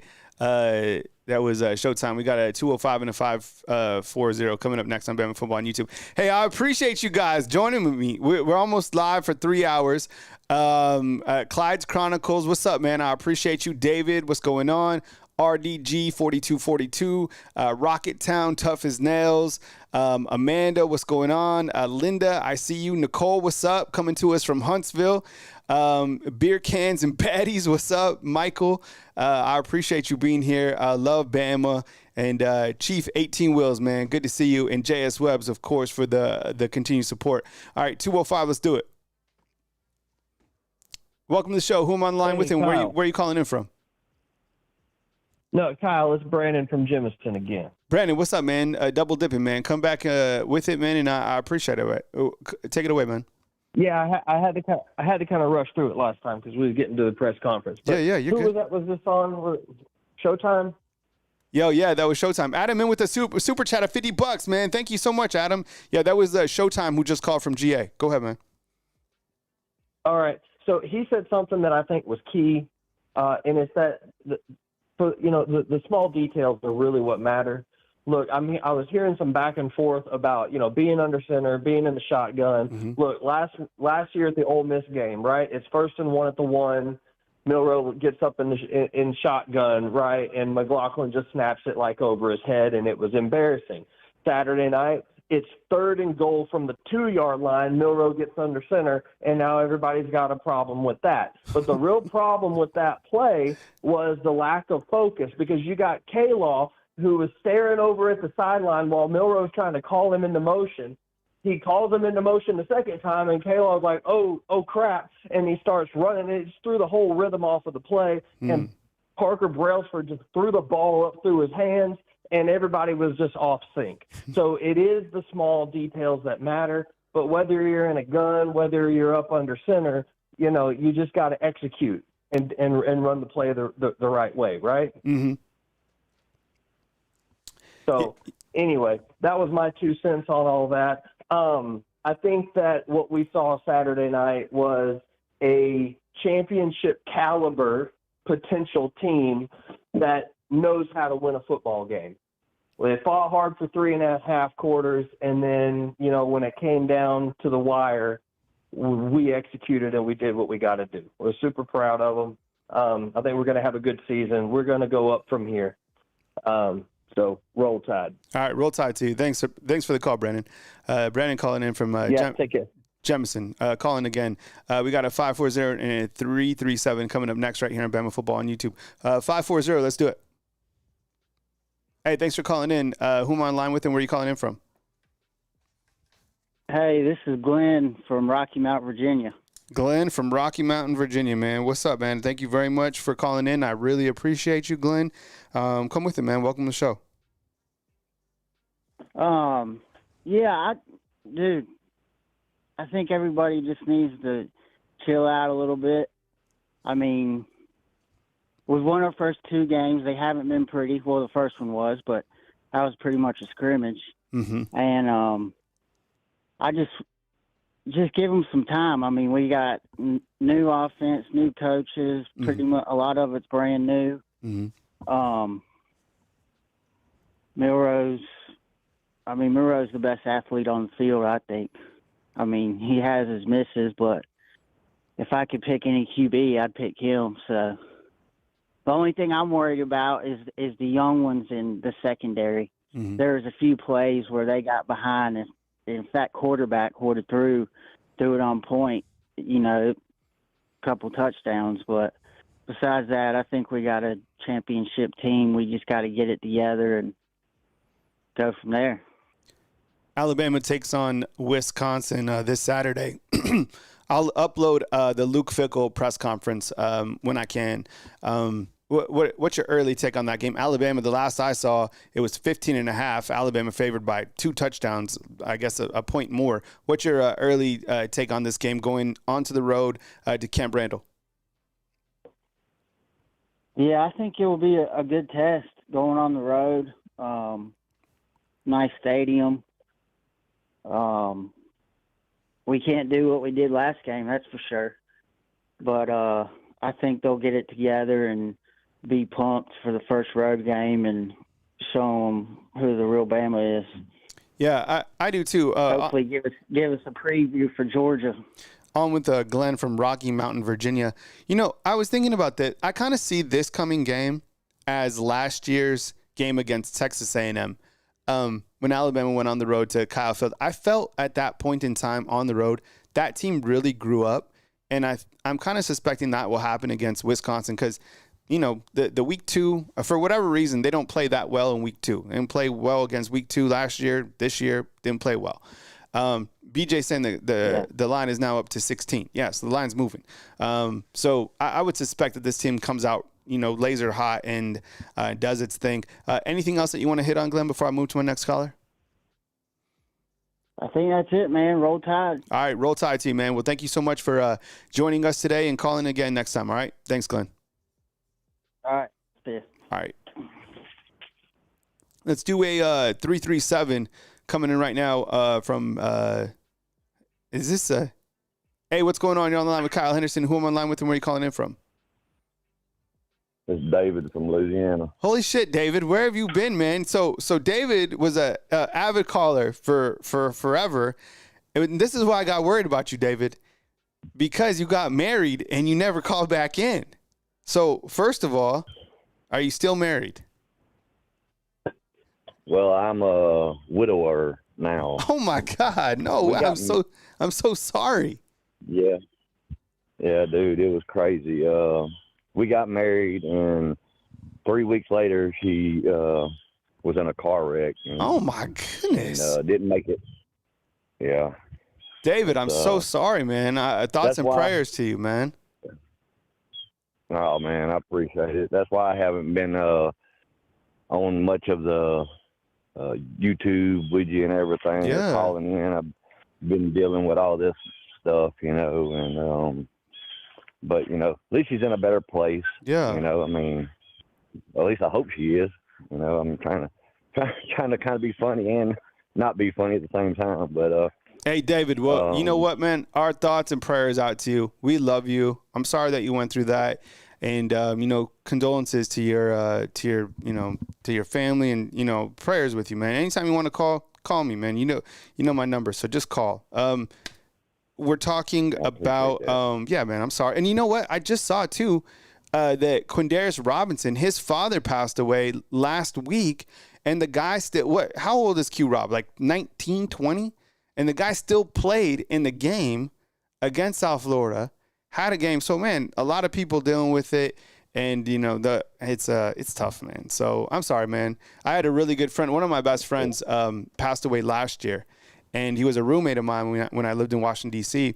And the other day, it was crazy because I was, you come to the realization when you've lost somebody that you can never talk to them again, right? Like never, ever, ever. Like it's just the finality of it is tough. And I was sitting there thinking, I even messaged him on Facebook. Like I know it's just a dead account, but I messaged him and I was like, I'm sorry, man. So I'm sorry, David. Thoughts and prayers, man. If you need to talk, man, hit me up anytime. Anyways, I'm glad you're talking a little Alabama football. Maybe that'll, help you kind of move forward. But anyways, your assessment for this Alabama team or whatever you want to talk about, man. Welcome on in, David. Take it away, bro. The game the other night was, I don't know, man. I thought I was going to go meet her and watching this game. But the main thing that I saw was all the penalties. The penalties were just killing us. And, it's like I heard somebody say earlier that, USF, whatever they are, UCF, whatever it is, they came playing with their hair on fire, which they did. They tried to make a statement. And they did for, 3.5 quarters. But when we pulled Formby or whatever his name is out of the game, yeah, Formby. Mm-hmm. and put Pritchett in, it looked totally different. We looked a lot more better. Could move the ball a little bit more. Didn't have to worry about get a whole lot of pressure on Milroe or anything. Everybody's talking mess about Milroe. Don't get me wrong. There were times I was like hollering at the TV as well, saying, you should have threw the ball away or whatever instead of running, 15 yards back. But the penalties is what destroyed us and made us look like an average, actually below average team when we should have actually went in, and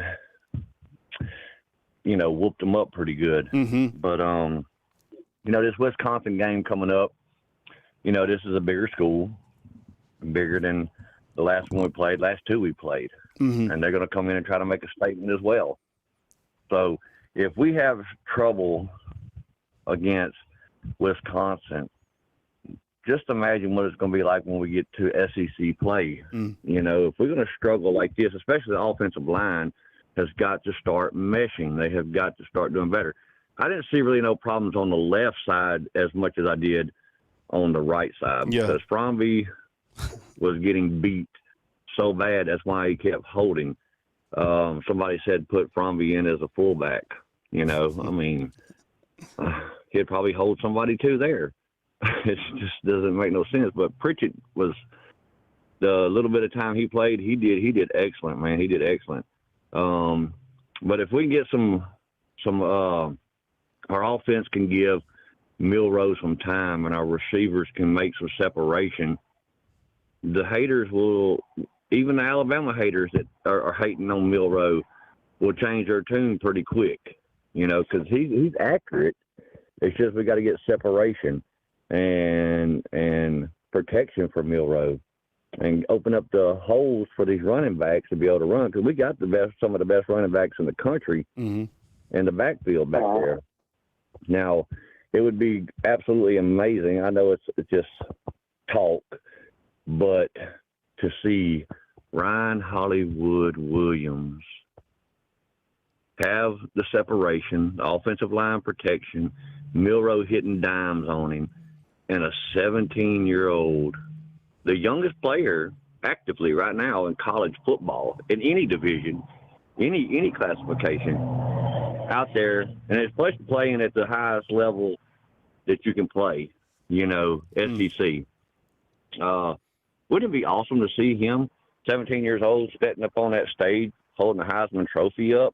If we can get him some more yardage and stuff like that, and he ain't even out of high school yet, that would be wild. That would be wild. I know it's just a dream and talk, but if this team can start meshing and stuff, anything's possible, man. Anything's possible. I do believe we'll make the playoffs for sure, but I'm not worried about LSU. LSU struggled against Nichols. They got beat down by USC, which I was happy about that. I was hoping Nichols would have beat LSU the other night. I'd have blew up the internet for sure on that one. But you know, because I live in enemy territory. Bad over here. But anyways, brother, look, I'm gonna get off here.